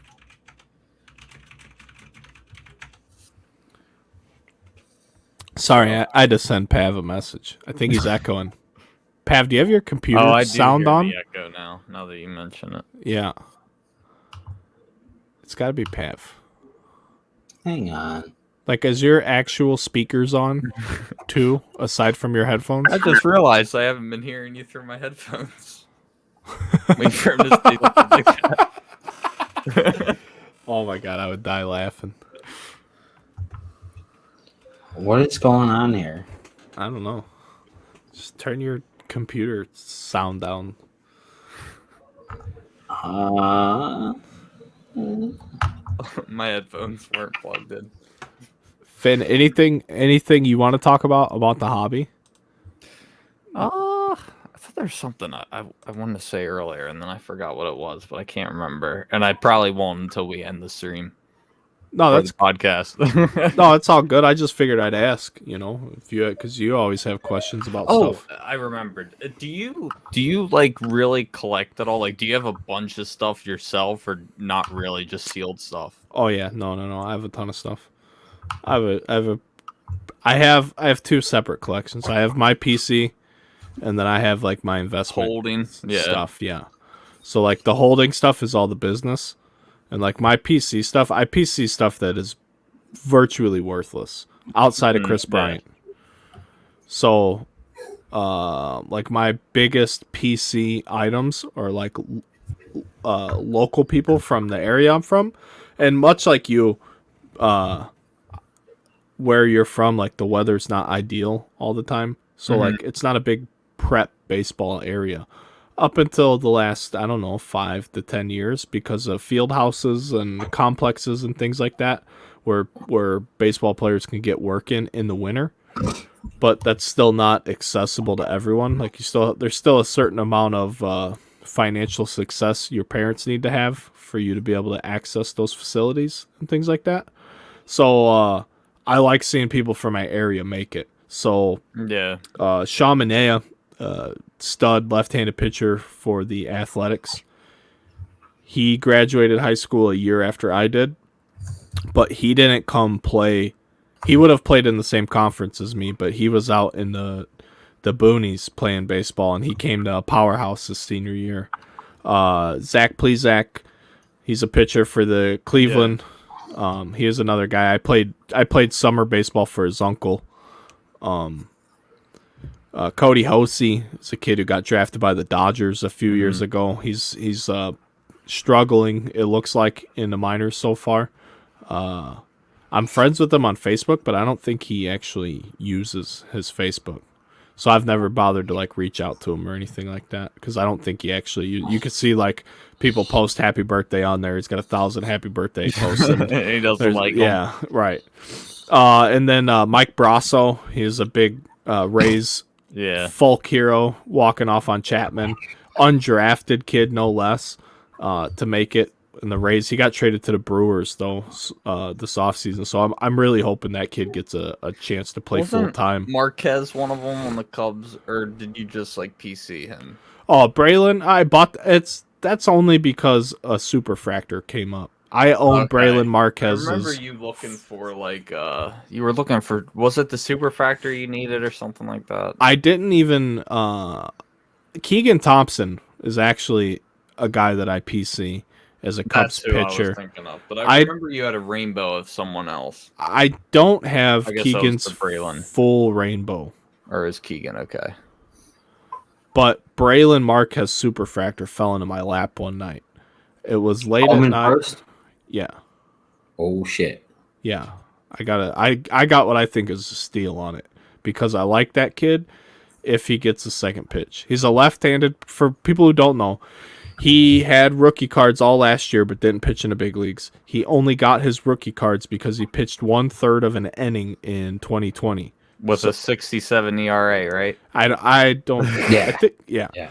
But he's I considered most of the rookies in 2021 COVID call-ups because that's the only reason a lot of those players even got to the big leagues was because protocols and players being out and things like that. And then a lot of them are just garbage time when they needed bodies. Not that there's garbage time in baseball, but that's the only time you ever saw it was in 2020. So all these guys got called up. Marquez is a lefty who throws in the mid to upper 90s and doesn't have much else. So if he gets a straight change consistently to help him face left-handed batters and, to face right-handed batters and then has some sort of slider or the curveball for the lefties, he's going to have a great deal of success at the big leagues. But if he never makes really it, hard. he throws hard, yeah. He sits around 97 from what I remember as a lefty He's starter. a big strikeout guy. That's impressive stuff. So it was late at night. It was after a break. Somebody messaged me. I hate answering messages after I'm mentally checked out. So like I do this all day long from sun up. The first thing I do in the morning is start getting caught up on everything I missed. And I figure out what I'm going to try and do for today. And then we do that. And then by the end of the day, I kind of want some time away from everybody. And most of the time at night, if you send me a message and it's like a solicitation, like, hey, are you buying this? Or I get that a lot because I'm a Cubs fan. Like, hey, you're a Cubs fan, buy my card. That doesn't mean I want to buy your card. Like, doesn't mean I collect every Cubs card ever made. I'm actually super particular about what I like. But when I like it, I got to have it. So, like, when I like it, I don't care what it costs. And I'm like, this guy goes, yeah, I know a guy who's got a superfractor. I'm like, wait, so now it's I know a guy who knows a guy who might know a guy. Like, what are we doing here? So he connects me with this guy. I forget his name. I don't think I've talked to him since. And it actually just showed up in my bookkeeping thing. I had to, it's inventory. It's in my investment thing. So it shows up. We talk for a little bit. Like, what do you got to have for it? He told me. I'm like, fuck. I really don't want to buy a pitcher superfractor. Like, that's the ultimate gamble. So I'm like, all right, you know what, I'll take it. So I bought it, and yeah, I haven't graded it. I actually looked at it on Sunday when the Bengals won. I went and found a Joe Burrow I had from National Treasures. I went and found that, made sure it was still safe and sound, and that Braylon Marquez was in there. But yeah, I have his first Bowman Super, and what you guys may have seen is somebody tagged me in the non-auto Super. And I was not going to double down on Braylon Marquez superfractors. It's not the move. not the move for me. He didn't even pitch last year. Not in the big leagues. He had some shoulder problems, and then right, and like even 2020, that was his only showing was in the majors. I bought a mosaic box for like $50 at Walmart because I just had an itch to buy cards, and I was like, oh, what the hell? Guaranteed something. Unlicensed product. What could go wrong here? And I pulled a Adbert Alzolay, or however you say it. Yeah. Cubs. I was like, maybe Brad will buy this from me. $50, Yeah. Brad, you want it? He has a huge Alzolay collection. Big fan. Big time. He has some great hair, though. I will give him that. Azalea has some wild hair. I follow him on Twitter. He posts workout videos and shit, so I like him a lot more now than I did when I was pulling his cards, talking smack. I feel like he'll be in their rotation. He could be a quality fourth or fifth starter, but yeah, I think he's fourth or fifth is where he'll sit. Right. And I just like the idea of Marquez getting up sooner than later because the Cubs need velocity so bad in the rotation. Real bad. That's why I like Keegan Thompson so much because he doesn't even throw that hard, but he throws harder than everybody else. Yeah, right around 93, 94, but it's better than what we have, right? I just really like Keegan Thompson. I like how he gets the ball and he pitches. He just pitches and pitches and pitches, and you don't hear nothing. He doesn't pitch. He just gets the ball and throws it. He's got a real nice snappy curveball and a pretty good fastball, and he makes it happen. So you got to shout out Sean Mania. Say happy birthday. Is it his birthday? Yeah. How you know that? Sean Mania, happy birthday, bud. Baseball reference. Oh, I didn't even know that. I know people that know his people, but I've never like asked to like get in contact because I have a few of his superfractors. I have a really nice Sean Mania collection. It's very nice. I have like he doesn't have a first Bowman autograph, but I do have his. He has a leaf metal draft 101, something like that. I have like the only prospect 101 he has, and a few plates. Then I have some actual top superfractors from like Chrome and stuff like that. But he's probably my biggest local PC because Cody Hosey was just too much money, being a first round draft choice by the Dodgers, no less. Like his market was huge in 19.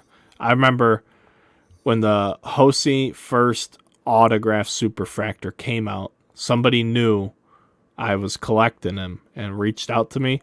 We couldn't even have a conversation on price. He was wanting the world for it. Probably buy it cheap now. I think I offered $3,000 or $4,000 for it, and they didn't even acknowledge it. Yeah, like it was like the dude didn't even take it as a serious offer. I think he wanted like 15 or something crazy, something wild for it. like, man, I couldn't. I'm like, I can't do that. I have a hard enough time spending $20 on an autographed card.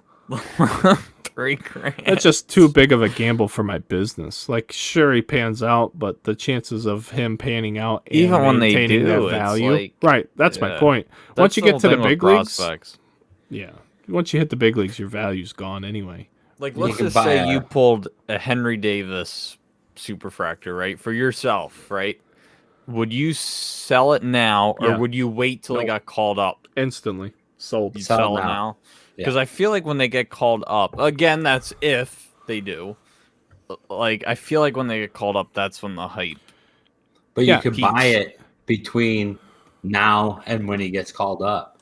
Because, like, most of that stuff, it's like the Juan Sotos. What were the Juan Sotos before he got called up? Most of that stuff wasn't too pricey at all. And, like, he was a big prospect when that product came out. And it's a lot of those guys, the peak value is almost when the product first drops. And then usually most of those guys spend, the next couple of years in the minors.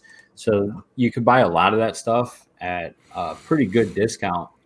Even right before, like when people know, when they're coming up, okay, this is the off season, they're going to come up the next season. You could buy that stuff in that off season and usually do pretty well. That's what I did with Wander. I doubled up on every first Chrome Wander I ever bought. Doubled. Yeah. I bought them all for $150 or less PSA 10s. Sold them all for at least $300. Right, and they were huge when they first came out. Yeah, and I don't know where they're sitting now, but that was one of the few players I had an absolute strategy for going into it. I said, never pulled one of them. this is where I'm buying them at. This is when I'm selling them, and this is what I hope that they are. And they were right about where I thought they'd be when this past spring training rolled around. I dumped every one of them. Get them out, gone. Let's see. But here's my example for prospects. This is even new people to the hobby should be able to grasp this. 2019 Bowman draft, the 3rd overall pick, Chicago White Sox, Andrew Vaughn. Andrew Vaughn's in the big leagues now. Now, the 3rd overall draft choice in 2019 Bowman, I guarantee you his superfractor or any of his colored autos sold for so much money then just insane amounts of money, and I'd love to know what they go for now, because you can fucking buy a rookie autograph of his, which there aren't even a ton of because he wasn't in every product this year. You can buy him for pennies, basically, and he's in the big leagues now. What's that mean for his prospect cards? That's You know, he's already Weird hobby. he's already a bust, and he's never really even had a chance. You know what I mean? It's crazy. It's absolutely insane, and like it happens with all of these guys, and they could be perennial all-stars down the line. It doesn't matter.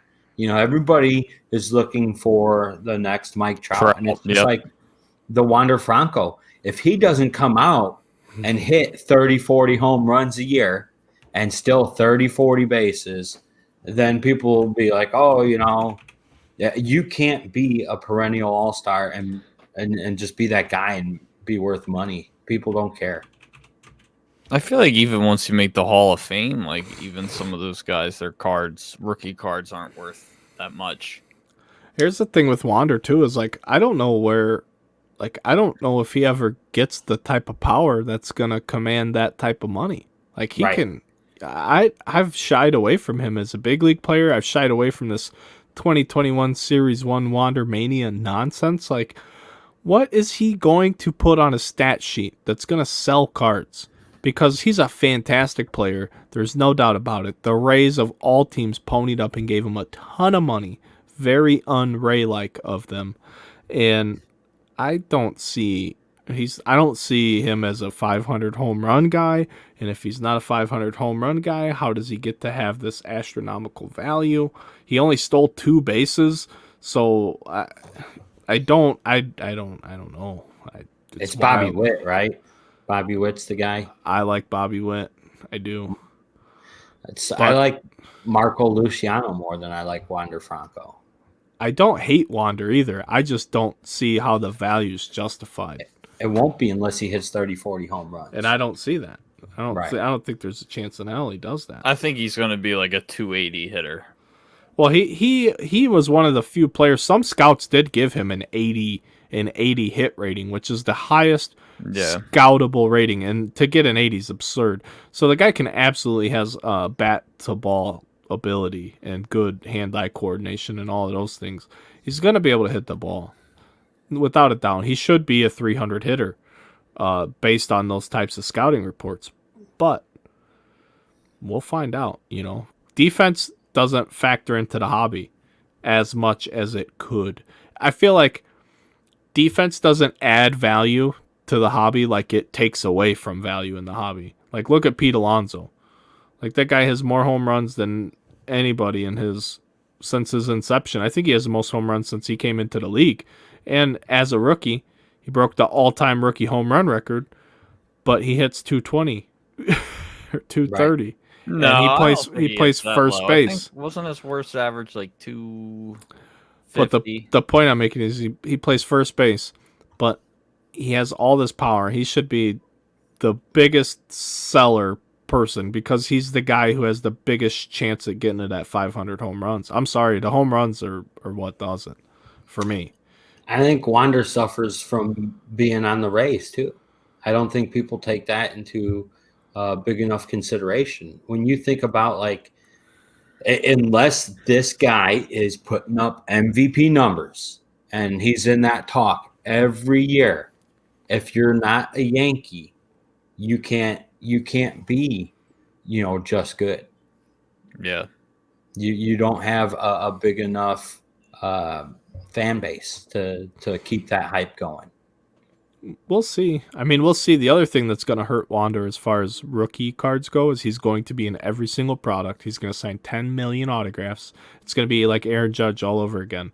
Because Aaron Judge was in Series 1 in 2017, but nobody even knew if he'd even make the Yankees out of spring training. I don't think a lot of people understand that. Aaron Judge was not expected to be on the Yankees opening day roster there in 2017.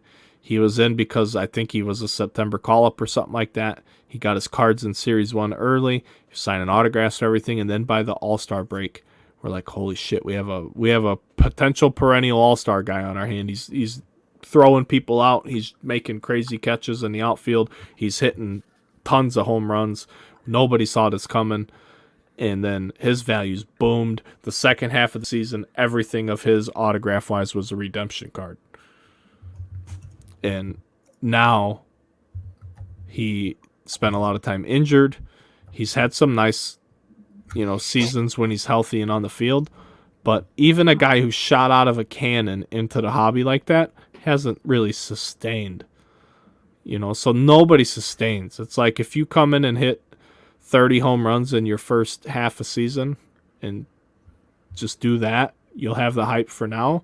But as soon as you stop doing that, even for a week, it's like, oh, we forgot about you. Who's next? Next. It's like the hobby has ADHD in a real bad way.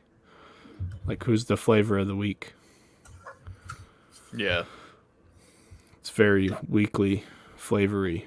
I mean, you look at Acuna rookies, man. They're at, for the base is for the paper, it's at $100 for a PSA 10.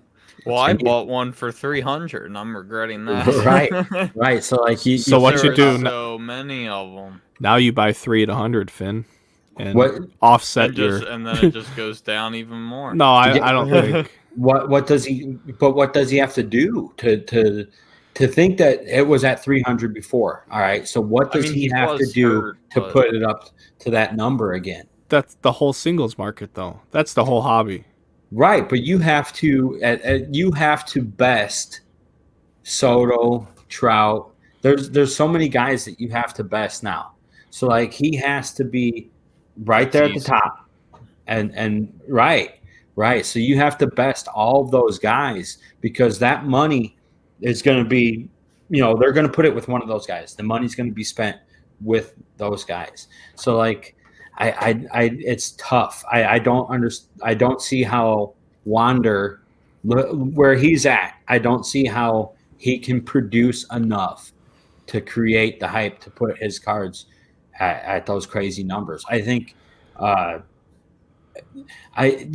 mean, look at Ozzy Albies, dude. He freaking hits 30 home runs, plays second base, and I mean that's not there's not a lot of guys that do that, and his PSA 10 is $50. So I like, and he's an all-star, and he'll continue to be all-star. So it's amazing how people hype this stuff up, and that when you were talking about what do you do if you pull a big Bowman, you sell it. You have to sell it. I mean, the only time is like with Ohtani, right? And like with Bellinger and stuff like that, there is that initial burst, right? So like if you sold Ohtani when he first came out, you did well. The market was huge. Over the next few years, that market crashed pretty hard. And his stuff got hurt. That was the time to buy. Everyone gave up on him. Right. So and all it took, like he could have a miserable season next year, but all it took was the one special season to create that hype to push that stuff to the point that you could sell it again. Which I don't think his stuff really went up when he won MVP, did it? So some of that, like it went up throughout the year. So just like when he started getting the home run numbers and the wins and that, every time he won a game, the stuff would go up a little bit. Because I actually bought his Chrome. I came across it in one of those pick listings we were talking about earlier for like $60. And I was like, you know what? Yeah, that's not bad. I'll take it because I'm seeing them for like 70, 80 throughout eBay for $60. Sure. I think it's about the same price since I bought it. So, yeah, I again, like right now, when did you buy it? I literally bought it the day of the Home Run Derby. Okay, so and I knew it wouldn't have gone up really if he won. Like I don't think cards really go up based on the Home Run Derby, but I just had this feeling like I think this guy is going to be something special, right, for years to come. There is a market cycle with the sports cards that we see pretty prevalent from year to year, and like. Really, a great time to buy is in the Christmas time, December-ish, when people need money for other things. But anytime during the off season, up till really in the next few weeks, we should start seeing stuff move up if they get a contract done. I think that's going to hurt. Really going to hurt the hobby in the beginning of this year. So I think guys are going to be holding stuff a little bit longer, and they're going to have to suffer through some values dropping until they get started with baseball. But I think once you start seeing, because that's generally what we saw is like when spring training gets going, people start getting involved again, and they start buying stuff up. And like right now, like I was telling you, I haven't got one yet. I've been trying to get a Soto this whole time. I haven't got one yet. So, but I if it think, makes you feel any better, I don't have one either. I had a bunch. Brad will tell you, like I was buying them with the intention of flipping them right at the beginning, right before the beginning of the pandemic, and like we right into that March session was my plan to sell everything, and we had a card show, and I was able to sell everything at a pretty good profit. And that's like our friend Brett that was here.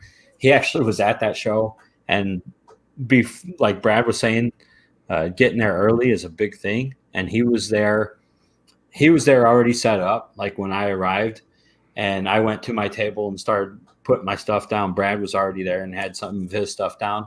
And before I finished setting all my stuff up, this guy came up and bought Brett's entire table full of cards. Wow. So before the show started, Brett walked around and said, "Okay, I'll see you guys later." And that was it. So we lost him pretty quick that show. Oh. We lost Pav pretty quick on this show. See how quick that was? Holy cow. That was perfect. I know. We're not even going to let him finish this thing. I muted him in case he decides he wants to come back. But anyway, oh my Finn, gosh, that was perfect timing. I don't know what happened to him. I've never seen him just fall off planet Earth like You're going to have to clip that. And we lost Pav. We lost him even fast. Like, I don't. Oh, he's back and he's here. How do I even get it? I can't even get Can I do it? Maybe You're on here twice, dude. Oh, now you're gone. I had to kick you out. Jesus. Oh my god. My Firefox browser crashed, so figure that one out. Firefox. Yeah, whatever. Firefox. Even using Village. I've been speaking English my entire life. I've never gotten any better at it. Oh my goodness, Firefox, huh? The Village called. They wanted their browser back, dude. What are you running? Chrome? Yeah, dude. Jesus. It's America. We use Chrome here. This is Google. Yeah. This ain't America. This is Google. Well, get with the times, bub. Jesus. What are you running on Linux over there? Microsoft Edge. Oh yeah. So Finn, dude, we've been talking for an hour and 40 minutes, and we haven't even addressed your celebrity status as a superstar YouTube content creator. I that far. Oh, I just went that far. So. What's up, dude? Tell us about YouTube. When did you start making YouTube videos? Or how did that even start? I mean, it was always something I wanted to do. Like I always wanted to play, but I never had like the equipment to do so as a high school kid. Sure. So then I finally my junior year I downloaded like Bandicam on which was like a free software recording thing, made cringe-worthy Happy Wheels Minecraft videos. And then my senior year, when I finally started getting money, I bought an Elgato and then started doing just random PS3 games. And then once I started doing sports, that really started to get my channel to slowly take off. And then I've pretty much stuck with that since. Was there any point in time where you noticed like an explosion of like followers, or has it just been a slow and steady climb like the entire time? I remember when I first started to see it take off. And it's funny because the game was out for PS4, but I didn't have one at the time. I got a PS3, or I got MLB 15 for PS3, and then I started realizing that I was getting like a couple hundred viewers a day playing that, and I was like, wow, this is, maybe I should start doing sports more often. And then I did NHL, and I think I'd say maybe I think it really started to take off when I started doing NHL 18.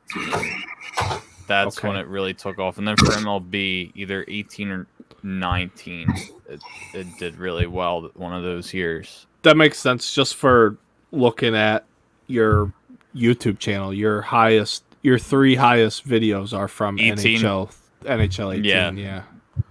Yeah. You have 687,000 views on one video. Yep. That was just a crazy year for me. I think that's 20 times more than my entire channel. I don't know how it happened either. It just did. But I mean, I never hit those numbers since, so I'm perfectly fine with being a 1-year wonder. A 1-year wonder, but a 1-game wonder. But I mean, I still have fun doing it now. But that's the good thing about sports games is you have something new to look forward to.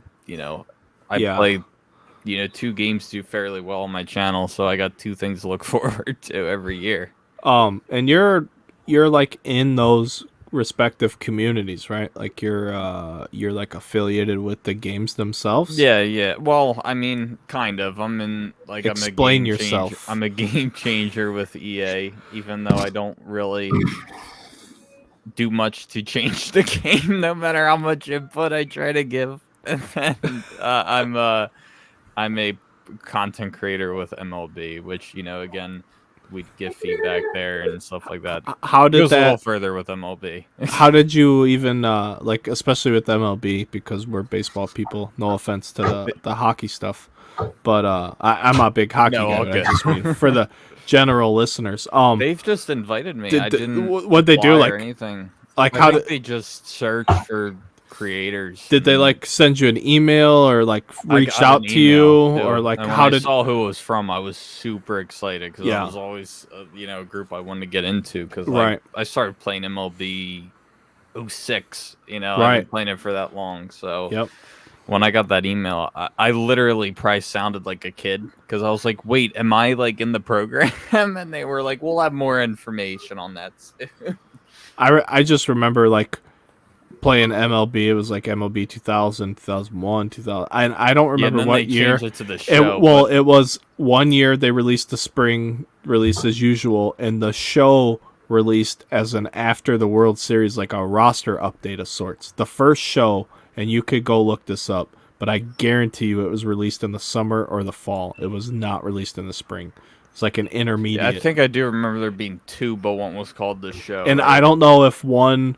I don't know if it was like MLB 2006 or something like that. I don't remember if like the company sold or why that happened, but yeah, once they had a release, and then that fall they had the show release, and every year since then it's been the show. And now they're on Xbox and the Switch. The new one's coming out for the Switch this year.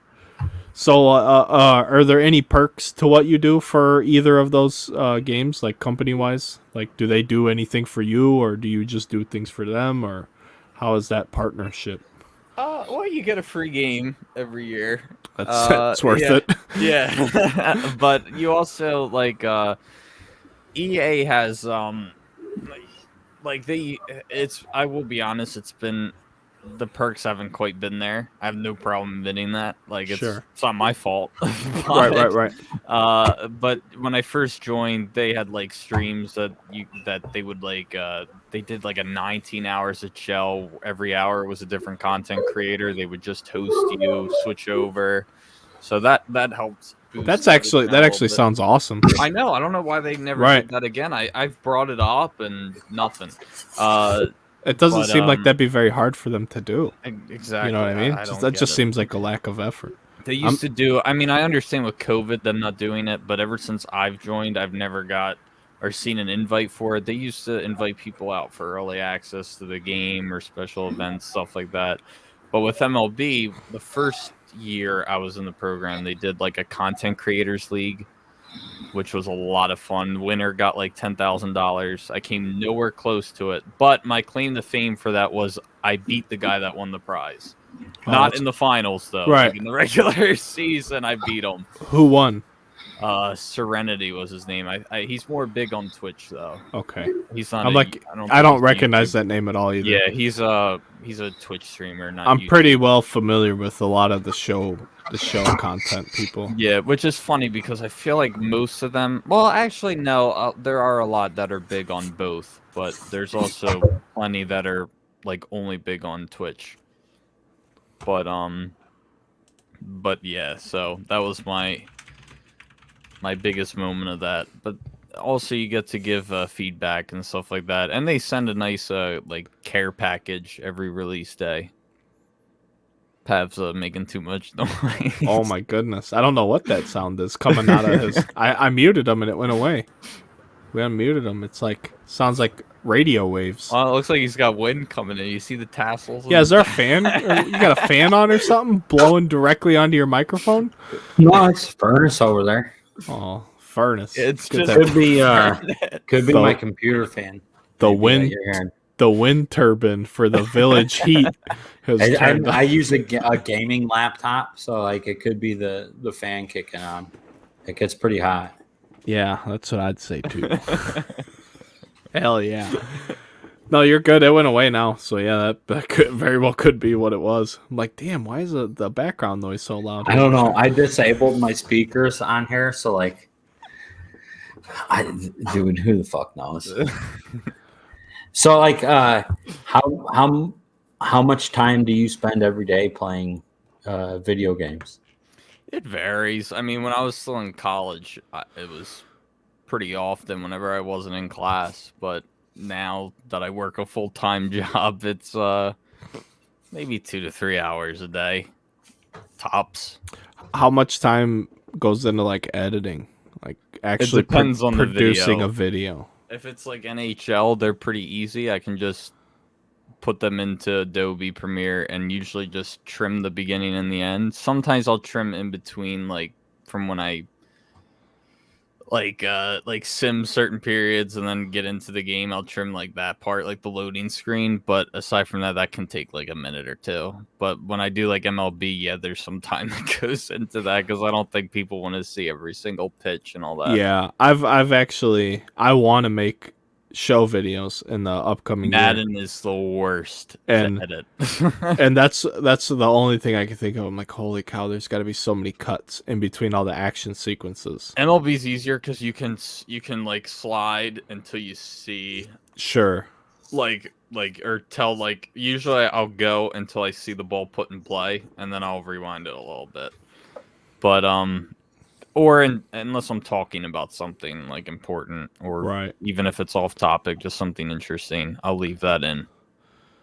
Yeah, because it seems like, people's attention spans are not going to stick around and watch if they're not going to watch every pitch. They want all the action sequences. Yeah, exactly. It's like I do some Apex stuff and like I get 10 views, but I start somewhere. but I do it for I was me, getting you know 10 what I mean? views. Yeah, I do it exactly. because it's fun. So like I'm gonna play it anyway, Yeah, if and I people have watch it, it's a bonus. and I have the means to record it, and it helps me learn how to edit videos, and it doesn't have to be for video games. So like that's literally how I learned to do it.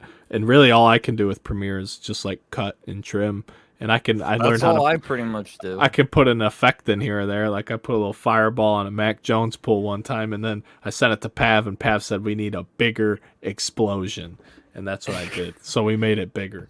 And it's like people have asked me like, "Oh, what? I want to edit your videos." I'm like, "Well, I'm not gonna charge you more than I make on a video to do the same thing I Right. do." Sorry. Exactly. It's like you'd have to really go above and beyond. I'm talking explosions, things that'll get me copyright infringement, like GIFs and song clips and stuff like that. Right. You'd have to knock my socks off. Yeah, exactly. Do you live stream too? I do, yeah. Usually I stream and then I'll edit that and upload it to YouTube. So do you record your stream while you stream it? Mm-hmm. Yeah. It used So to be really bad on my old computer. I was gonna say that's got to be pretty intensive because you're streaming and recording at the same time. Yeah. it would be really usually the streaming settings had to be a little bit lower, but with this computer, it's been way better. Yeah, that's what's up. How Yeah. much do you stream at 60 frames, I assume? Yeah. Mm-hmm. Yeah. And then you record at 60 frames too? Yes. That's like like an hour or two stream has got to be like a huge file. Like file size. Let me see if I have one. I can probably tell you right now what it would be. I bet it's like a do you know what Fraps is? I do not. Okay, so Fraps is what I used before. I think that was like the thing before OBS. Those files were huge. Like if you recorded for like an hour, if I like did a Minecraft event with like friends or something like that, and it was like an hour or two, it's like a 200 gigabyte file. Oh my goodness! Right. Or at least 100. But like let's see, an hour game I recorded of NCAA football, an hour and 8 minutes was 17.6 gigabytes with OBS, which is not bad at all in my opinion. That sounds right. Yeah. After you do an upload, do you delete it from your computer? Like once you throw it on YouTube? Yeah. So if your YouTube channel just disappeared, so would Finny Mac. Yeah. Oh yeah. No. Those would not last on my computer. I don't even know if I'd be able to store all this. I'd have to have a bunch of hard drives. You'd have a stack of hard drives. Yeah. How often do you go through hard drives? Oh, not all. I only I have two. I have one on my PlayStation and then one on my computer because I've actually found out that recording onto your hard drive is better than recording onto your PC hard drive. Or your external hard drive, I should say. It's better to record it on that than your PC hard drive. Right. So I would think that like eventually it's a lot of wear and tear. So eventually a lot of that stuff will end up failing. So yeah, that's the worst part with technology is it doesn't last forever, unfortunately. Yeah. Especially the PC, because I spent almost $3,000 on this PC. But I didn't even get like the absolute top of the line for everything, but I got, I think, pretty close to it. But it was just, I was so tired of the last one I had because the last one I spent almost $1,000 on and it was like barely functioning anymore. So, but yeah, it can definitely provide some wear and tear over time. So you said you use like an external hard drive for all your recording then? Mm-hmm. Yeah, and sometimes just old videos I'll schlep on there too. Do you use a solid state for speed, or do you have like a hard disk drive for it took me a while to I know that's what SSD stands for. Yeah. I was like, oh, that's what it stands for, solid state. But yeah, I think I have Windows on there, and a lot of games I install end up on there too, and it's like instant. When I start up my computer, like when I type in my password, everything's up like right away. Yeah, I love it. And my old computer, I'd have to like walk away for 10-15 minutes. Steam would still be updating. Mm-hmm. just for streaming like breaks and stuff like I do. Like my old computer started getting real sluggish, and I wasn't even recording them. I'm like, man, I need to make a move before this fails, you know. So I built the one here, and mine's the same way. I hit the space bar. You bought like that whole you bought like that whole bundle and got like all this stuff, right? I had to buy the bundle just to get the damn graphics card. But it was still worth it, right? Like you probably could have sold the rest and probably made not maybe made a profit, but I still have all of it. I need to sell it all. Oh, really? There's that stuff on eBay. CPU, power supply. I got a 27-inch monitor somewhere, but I could use that. But if you want to have a 3, I don't know how many monitors you have right now, but I have 2 for the computer, and then my PlayStation 5 monitor is right here because I only have 2. I have because what's stupid about the 5 is that it won't output in 1440. So like it's either 1080. It won't. Yeah, it will not. Even if you have that kind of monitor, it won't do it. It just will. It won't do the resolution. So it's either 1080 or 4K. So like I bought 4K, I bought this monitor, my main computer monitor, when I bought my PlayStation 5, and it's a 2K monitor or whatever, that 1440p. And I'm like, yeah, we'll use that for the PlayStation 5, and I hook it up, and it's like, we don't support that around here. Yeah. Well, I've actually heard that because I remember when I was looking at buying my graphics card, a buddy was telling me, well, 4K, you're not going to get the same frame rate. And I was like, oh, well, I care more about frame rate than 4K. Yep. You know, like yeah, 4K is beautiful, but I don't want to be playing in just 60 frames if I can get 200. You know. That's like after I built this computer, I started playing Apex on it, and I don't know how they let you do crossplay because I can do like 180 frames on Apex with maxed out settings on PC and PlayStation. Even on PlayStation 5, it's capped at 60. But that's another thing which is ironic is like I bought a gaming PC, but it's really hard for me to turn away from console. It's just what I've grown up playing. But a lot of games I do play on PC, but mainly just PC only games. Sure. Like Phasmophobia, like that I'll play with friends, or like stupid games that you probably don't even need the best PC, like Crab Game. I don't know if you guys know what that is. It's like a knockoff of Squid Game if you've seen Squid Game. Sure. Yeah. It's like that. Well, it didn't take them long to make that game. No.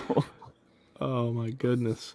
Oh man, what else, dude? What's so when did you get to 100,000 subscribers? Because they send you like a little plaque for that, right? It's like, November 2019, and I Oh. only remember because it was like a few days before my girlfriend's birthday. and how long? When did you make your first video? Like when did you upload your first piece of content? Do you remember? Well, I don't know when I uploaded, but I remember it says my account was created like May 14th, 2013. Okay, So I probably made my first video within that week, I'd say. sure. So you've been almost 9 years basically. Yeah. 9 years of creating content, grinding away. Yep. Is it worth it? Like I mean, I'm not. It's not my sole source of income, but well, it's right. I like- just mean it's like from a side hustle, if you want to call it that. for you know? like just for fun. Yeah. do you enjoy doing it? I Yeah. guess, you know, Absolutely. So- Definitely. I do it for fun. I don't do it to put a roof over my head. right. But it, you know, But it's nice if it does. sure, right, I'll right. be honest. I mean, I don't think anybody would complain. Yeah. Hey, I get to play NHL for a living. What's up? Yeah. What's up?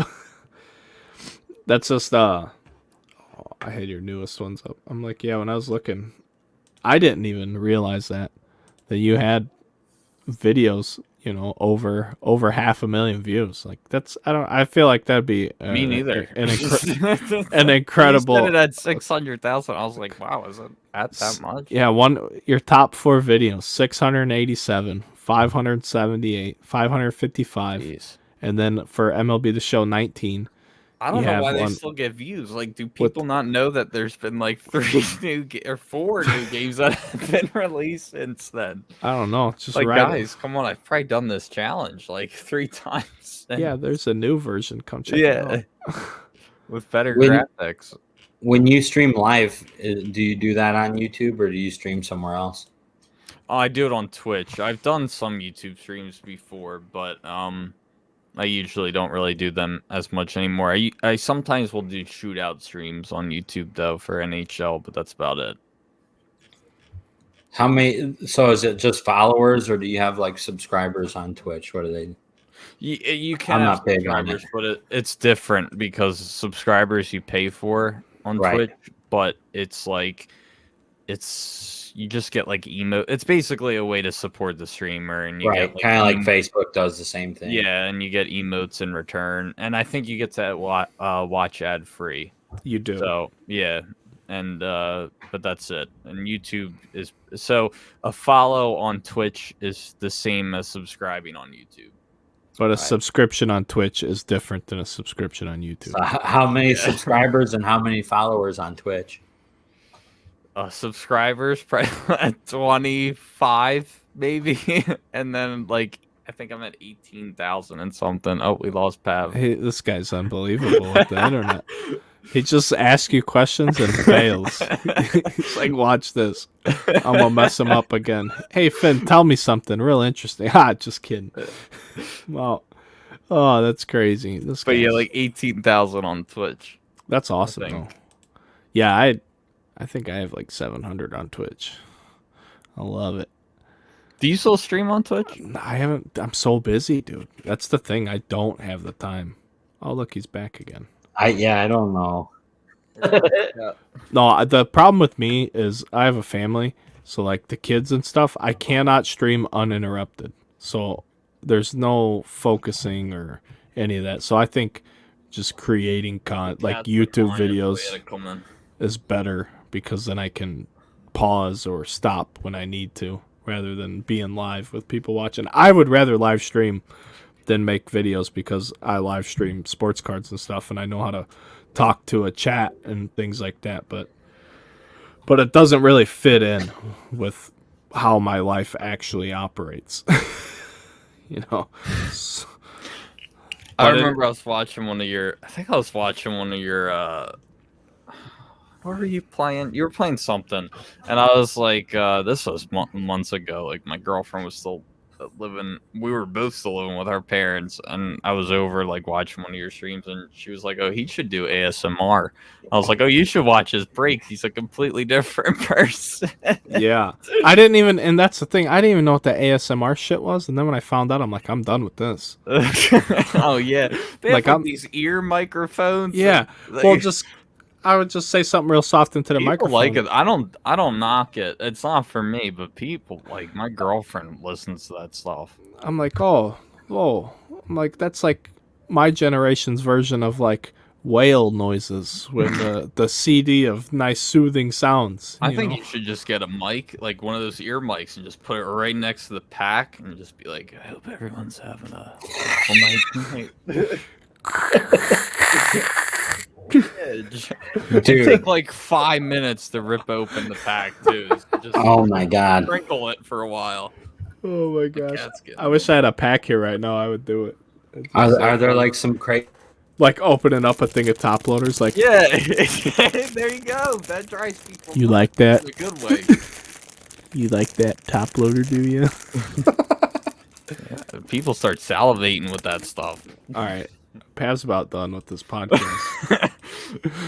Oh my god. He was frozen in disbelief. Yeah, I kicked him out again. But yeah, we just get this top loader. You know, I got a finger in there. It's so weird. I can't do it. I gotta put it down. Not gonna. It's like having sex talk with nobody. I'm not here for it. I'm not here for it. What box are you giving away that you got sitting there? Oh no! Whoa, guy! These are available for purchase on undergroundcasebreaks.com, or better yet, you could. No, you're not selling those. Are for the break, right? I mean, I have more than this, but yeah. I don't really sell wax at all, honestly, unless it's like overflow, just overflow, like stuff that doesn't make sense for me to break, or stuff that doesn't fit into a break, is generally how that happens. Or just products that aren't good for breaking. Like some flagship stuff is not fun to break. See, the thing I don't like about flagship is even the autos and well, first of all, I hate relics. So if you're gonna tell me I'm getting either an auto or a relic, I'm like, nope, that turned me off. Like I just hate relics unless it's like I'm getting like a laundry tag or a logo man. Nah, I'm good. I get it. Or a auto jersey. I like real game used stuff. I think as long as it's game used, it's fine. But the whole player worn thing is new. I feel like newer. Panini's always tried to do that. Topps is going more towards that, and I don't know if it was because 2020 messed up their whole supply chain in terms of like getting materials and things like that. Because I don't know that process. Like I don't know if it's like, hey, everybody that plays this game here on May 5th at the game, turn in all your uniforms. They're going to Topps. Like, I don't know. You know what I mean? I don't know how any of that works. But they didn't. They missed a whole year, but they still put out a whole year's worth of cards. So I would just assume that hopefully that's a blip and we get back to more of that game use stuff. Because that was Flagship's one saving grace to me, was that in a jumbo box, you get an autograph, a relic, and like a commemorative thing, a manufactured, always back, whatever manufactured bullshit they come up with, and they call it a hit. And I don't like the fact that they call it a hit because it's not. They make it just for the product. It's not a hit. They made it just like they made a base card. It's not connected to a player. It's not an autograph, and it's not a piece of their uniform that they wore or played a game in. So I'm not interested. If you want to commemorate it, great. Put it in your fucking retail products and leave it there. Have it as a bonus card. Yeah, right. Don't put it in the hobby stuff and then market it as such. So like for me, in a personal rip, I would rather rip a personal hobby box than a jumbo box, but I would rather break a jumbo box than a hobby box. Does opening day still have the mascot autographs? Those I are think so. Badass though. Yeah, but it's like I'd think they rather do. pull that than any jersey card or commemorative patch. Here's my problem Even with if like it's the worst mascot in the mascots or like wrestling cards or like pop culture like movie autographs or like show autographs. Like I don't want a card signed by someone that you played. Like if you played a character, I don't want your make-believe character signature. I want like the you know, actor. there's a disconnect there for me that turns me off. Like I don't want a card that says the Undertaker on it. Like, Maybe inscribed would be cool. Yeah, yeah, like his name, right? But you know, like I'd get like a Stone Cold Steve Austin one because that's really his name. You know, so yeah. or like I don't know, the whole separation of human versus character. I just like the cat is being like mischievous right now. the realism that comes with, you know, being connected to the card. That's why I always make fun of like people that'll go spend $1,000 on a Henry Davis autograph, but they'll turn their nose up to the Elite Extra Edition Henry Davis autograph. Like it's the same fucking guy that signed both of those cards. What's the problem here? Like I don't understand. The market.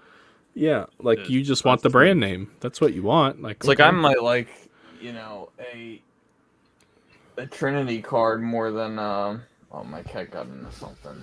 Hold on. God, fucking. What do you got?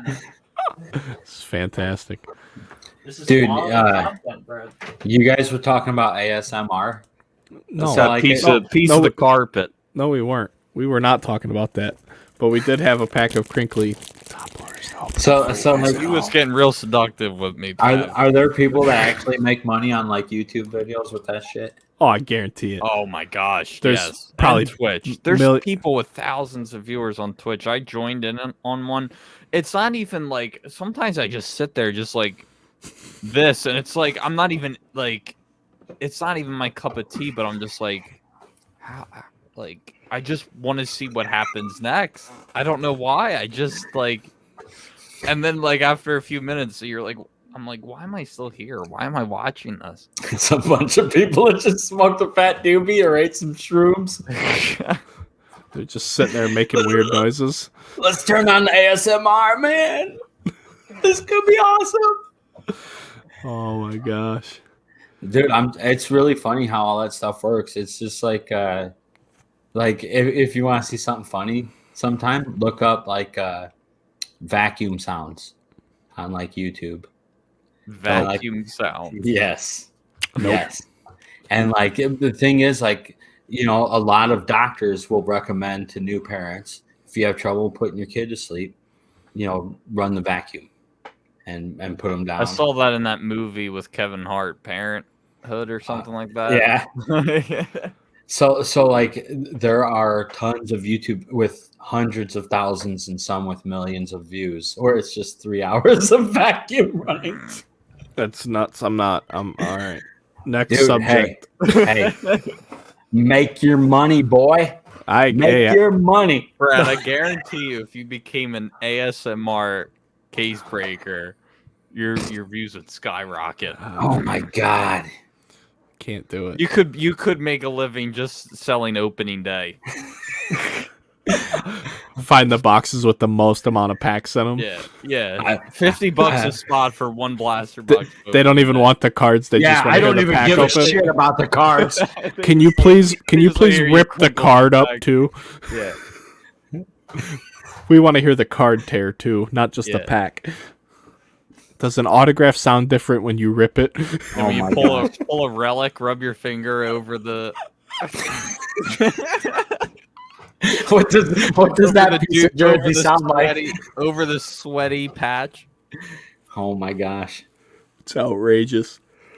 We're gonna see this. This is coming next week. Yeah, next to Brad's YouTube. He ain't even gonna tell anybody. He's gonna keep it secret. It's just gonna show up. I'm gonna sell out a break, and in the title, I'm just gonna put ASMR, and then whatever number the break is, like ASMR 560. Yeah. And they're all gonna be like, "What's this? Is this my Bowman break?" Yeah. Yes, it is. Sorry, guys. I'm changing the name of Underground. The break's an extra 3 hours long because Yeah. Oh my just gosh. sprinkling the packs for 5 minutes. It's coming. Oh my gosh. Slowly cuts it open with the knife. Yeah.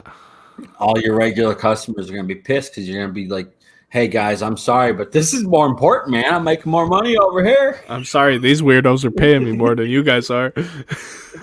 And I have to exploit them. I never exploit you guys, but I gotta exploit these weird.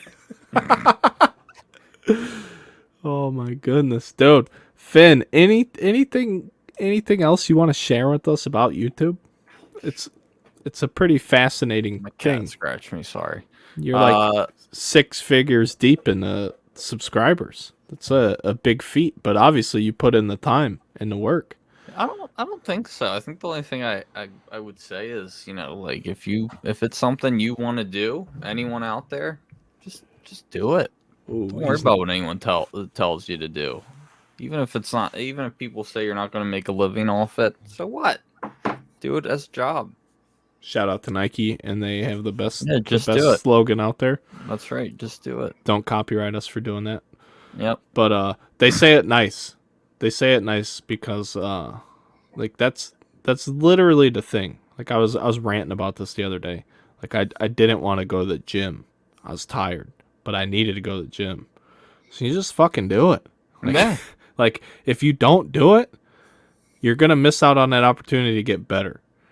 So like you can make your excuse and like, oh, I don't, and this doesn't have to be related to working out. It could be however it applies to your anything. If you need to do something productive and you don't want to do it, and you find an excuse not to do it. Like, what did you do? You just set yourself back. Then you're gonna feel bad about not getting that thing done, and you wasted all that time. Just suck it up, do it, get it over with, and You'll be feel be very better for it. productive the rest of the day. Right, and it's an accomplishment now. Like, yeah, you're not gonna feel 100% every day. You just gotta do it. Shout out to Nike. Yeah. They say it the nice way though. I say just fucking do it. What are you waiting for? Get it done. Yep. Dude, I really appreciate having you on here. I appreciate you having me. Coming to hang out with us, talk was a lot of fun. about the hobby. I mean, you're Yeah. a good fit because you're involved in the hobby, and We you both do like something ASMR. Yeah, you two guys into it big time. Pav and I will start our own ASMR. We'll drive your business into the ground. Yeah, hey, I like money. We call him Flipper I Pav, like money. and that's not even a retail thing. We've called him Flipper Pav for And quite we're a gonna while. keep any kabooms that we pull. Oh, Oh my lordy. I can't talk about those guys anymore. They didn't What? like Whatnot still has them on their platform. Like, I saw them live on Twitch today. They had like 300 viewers. I'm like, man, I gotta start scamming people so I can bring in these numbers. It's No, I'm just ridiculous, kidding. I man. would never do that. Dude, that poor guy. The guy that was originally supposed to get it didn't get it. So I don't know. When I was watching that, the one guy seemed like he wanted to do the right thing, but the other dude was like, "Nah, we can't do that." I don't even want to talk about it. To be honest with you, I don't think Not they saying he's deserve a good guy, any but attention just, like, at when all. I watched it, he was like, "Yeah, we're gonna give this away," and the other guy's like, "We can't give this away. We can't honestly do that. We can't do it. What the fuck do you mean you can't? I'm gonna make the executive business decision." Yeah. That's a terrible business decision. No, it's a You great fucking decision. eat that shit. The problem is they haven't suffered from it, so whatever. I mean, like if I'm a Whatnot or Twitch, I'm like, hey, we don't do that type. Like they'll kick you off Twitch for showing off a body part or doing, you know what I mean, doing something that doesn't affect anybody's financial livelihood. But if you scam someone from Yeah. 20 grand, yeah, you're Right. That's all right. That's We'll allow okay. that. Well, God just forbid you play 5 seconds of a copyrighted right, song. exactly. Like I literally almost thought about getting a hold of Whatnot and saying, "Hey, just remove me from your platform. I don't want to be associated with it." But here's the thing: like, I don't want to be that crybaby. A, I don't have the following to even make a difference. But B, it's like, hey, you guys are fucking morally wrong.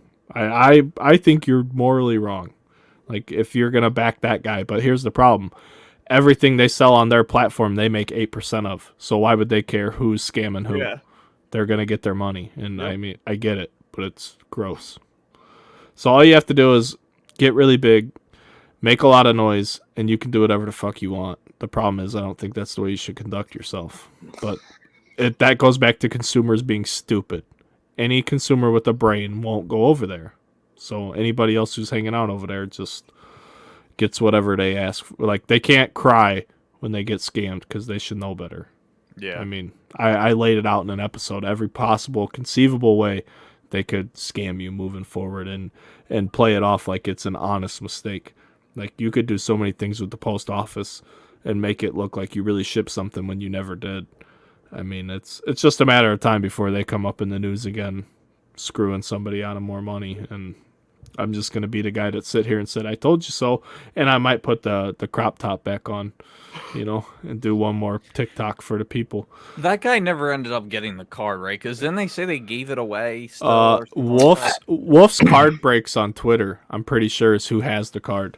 You see, yeah, somebody else got it, right? Yeah. So they just ran a completely different. No, this giveaway. dude bought it, and I don't know who he bought it from. He posted the picture on Twitter, and he said, hang on, let me find. I don't know how long it's going to take me to find this. There's a lot of people that were saying that it was probably rigged, and they gave it to one of their buddies, and then had him sell it. But Yeah, like, they tried selling it on eBay with like a bunch of different, like, brand new, no feedback accounts. the original person that was supposed to get the card didn't get the card. It's not like they would all make that much from it because there's like how many people work there? You know what I mean? So it's not like each guy is getting 10 grand for it. They're probably getting what, 2 tops each? It's still a lot of money, don't get me wrong, but it's like they were getting really excited over that. Yeah, I can't find it. Damn it. Oh, yeah, I went way back, way too far. Twitter is hard to navigate sometimes. It's easy to get lost on Twitter. Agreed. Anyway, friends, let's wrap this thing up. Does anybody have anything they want to talk about before we get out of here? Buy Juan Soto. Buy Juan Soto. Paf says buy Juan Soto. I want to tell the listeners that we haven't actually set a schedule, but I would definitely look for new episodes on Tuesdays and Wednesdays. Not both days, but one or the other. Just whenever Pav and I can hook up. And if we have any guests for the episode, when we can get them on as well. So there'll be at least one weekly episode moving forward. It'll be on Tuesday or Wednesday. And then we by might Tuesday or Wednesday, you mean Wednesday or Thursday? No, because this will go on tonight if we get out of here in time. It's just processing and editing. However much production I have to do, it depends. So, I mean, yeah, when's Tuesday to Thursday, somewhere in there. 3-day window. And then there might be pop-up episodes in between, too. Not every episode's going to be 3 hours long, but if it is, we don't care because this is the type of show we want to have. With an open-ended conversation that with no script. And it allows to have a natural conversation. If we want to change topics, we can change topics. If we want to talk about something else, we can. If ASMR comes up, I can take my headphones off for a few minutes and let them two hash it out. I mean, whatever it is, and we're here for it. So everybody listening, we appreciate it. You got to check us out on Twitter at UG Runaround Pod. Again, if you watch on YouTube, please like, comment, subscribe. What you did like, what you didn't like. We haven't gotten a single dislike on a video, so maybe by me saying that, maybe you guys will throw some thumbs downs on the video. You can't see I don't care, right? I mean, just engage with us. That's all. The more engagement you guys give us, that's what I always say. Go ahead, dislike that video. The we better. just got pissed off Neil Young and have him tell Spotify pull us off. Yeah, we're on Spotify too. So, We pay to be there though, so it's the opposite. We pay to be on Spotify, and he gets paid to be on Spotify, but he left. Not anymore. So now he's gone. So what? Spotify's like, we're never taking them off. They're paying us money. Like, why would we get rid of them? Well, I don't think we're not paying Spotify, but we're paying a host. We're not making money from Spotify streams though. The host probably is. We don't make money. People should watch us. Yeah, We're that's real. it. We're real. Fuck right. Fucking right. Tell him, Finn. Tell him. Finn's like, why am I still here? I should have left an hour ago. I was reading something that a message I got. Oh, we're gonna help you out, Finn. You're gonna gain 12 maybe. followers. Yeah. Hey, Yeah. I was just here for a good time, and I got it. All right. I'm just hoping that I'm gonna see some more ASMR on Brad's channel. Maybe as long as I see that, I'll be an ASMR show YouTube content creator. I'm telling an you, dude. ASMR breaker Oh, and breaker. with gloves on. Nope. I'm telling you though, I know we mentioned it earlier, but you gotta wear like a fanny pack and pull your supplies out of that. Hey, like, oh my you God. gotta whip out a top loader. Stand up too, like. Exactly. But it's got to be an underground case breaks. Yeah. Yeah. Maybe I'll like come on the stream like on April Fool's Day with like some mittens on, like some big Like the oh Bernie my gosh. Sanders mittens. yeah, not No like fingers. yeah, fingerless gloves. like lifting gloves. Like I don't even wear them at the gym, but I get some of those just to rip car packs in. Like I'm wearing my gloves. Just get the powdered gloves. I've seen people with like the wearing gloves and they got fucking holes in them. It's like the stupidest fucking thing, dude. I don't know. I can't stand If you it. do wear gloves, which ones are you supposed to wear? Are you supposed to wear like the latex ones or like the The cotton? nitrile. You gotta use the nitrile just Yeah. so you don't want to like have somebody that has some sort of fucking latex allergy. Send them a card. All of a sudden, Right. the guy's Jesus. Because that's the person that His would freak out fucking too. mom stabbing him with an EpiPen. Refund me, refund me. You got people calling you like you motherfucker. Yeah, there you go. You could Jesus. use that if you don't get anything in a break. Be like, hey, I need you to refund my $30 for the break. I'm allergic to latex. Oh my gosh. Oh my goodness. All right, folks. Well, that's going to conclude matters for another episode of the Underground Runaround. This is what, episode 9? Is that where we're at already? 9 episodes deep. Wasting time every time, having a good time. And we're going to continue to do so. Like I said, the next episode, we probably will do a complete breakdown on every single rookie. Every card. Nope. Every rookie. Every rookie in the 2022 Top Series 1 checklist. So all my hobby friends, be on the lookout for that, because I want to give you guys some more or as much insight as possible on some of these players, because like we talked about earlier, first glance was not pretty. I don't know how it's going to be for breaks. I think it's going to suck. It's tough. So It's like Logan Gilbert. I like Logan Gilbert, but he's a fucking pitcher. yeah, but his rookie cards are over though. He was in Bowman's best and stuff. An update, yeah. I thought he was listed as a fucking rookie. If he's listed as a rookie, that's going to be goofy too. See, that'll be a thing. I'm pretty sure he's listed as a rookie in Series 1. Because I have his atomic rookie craftsmanship Bowman's best insert with the rookie stamp on it. Logan Gilbert. I think he was one of the cheapest ones I got. I'm pretty sure, but you know how it goes. All right. Finn, thanks for joining us, brother. Thanks for talking YouTube with us. Go follow Finn on Instagram at dorsal_Finn43, on Twitter at theFinnFTW. Twitch, what's your Twitch, Finn? Same thing. Same. The Finn for the win. The Finn for the win. And do you still do new episodes daily at 3:00? I do my best. He does his best, friends. What about live on Twitch? Yeah, there's no set schedule for that right now. No set schedule on Twitch right now, but you can follow him on Twitch. He's got a link for merch on his YouTube. He's got a TikTok, Instagram, Twitter, Twitch.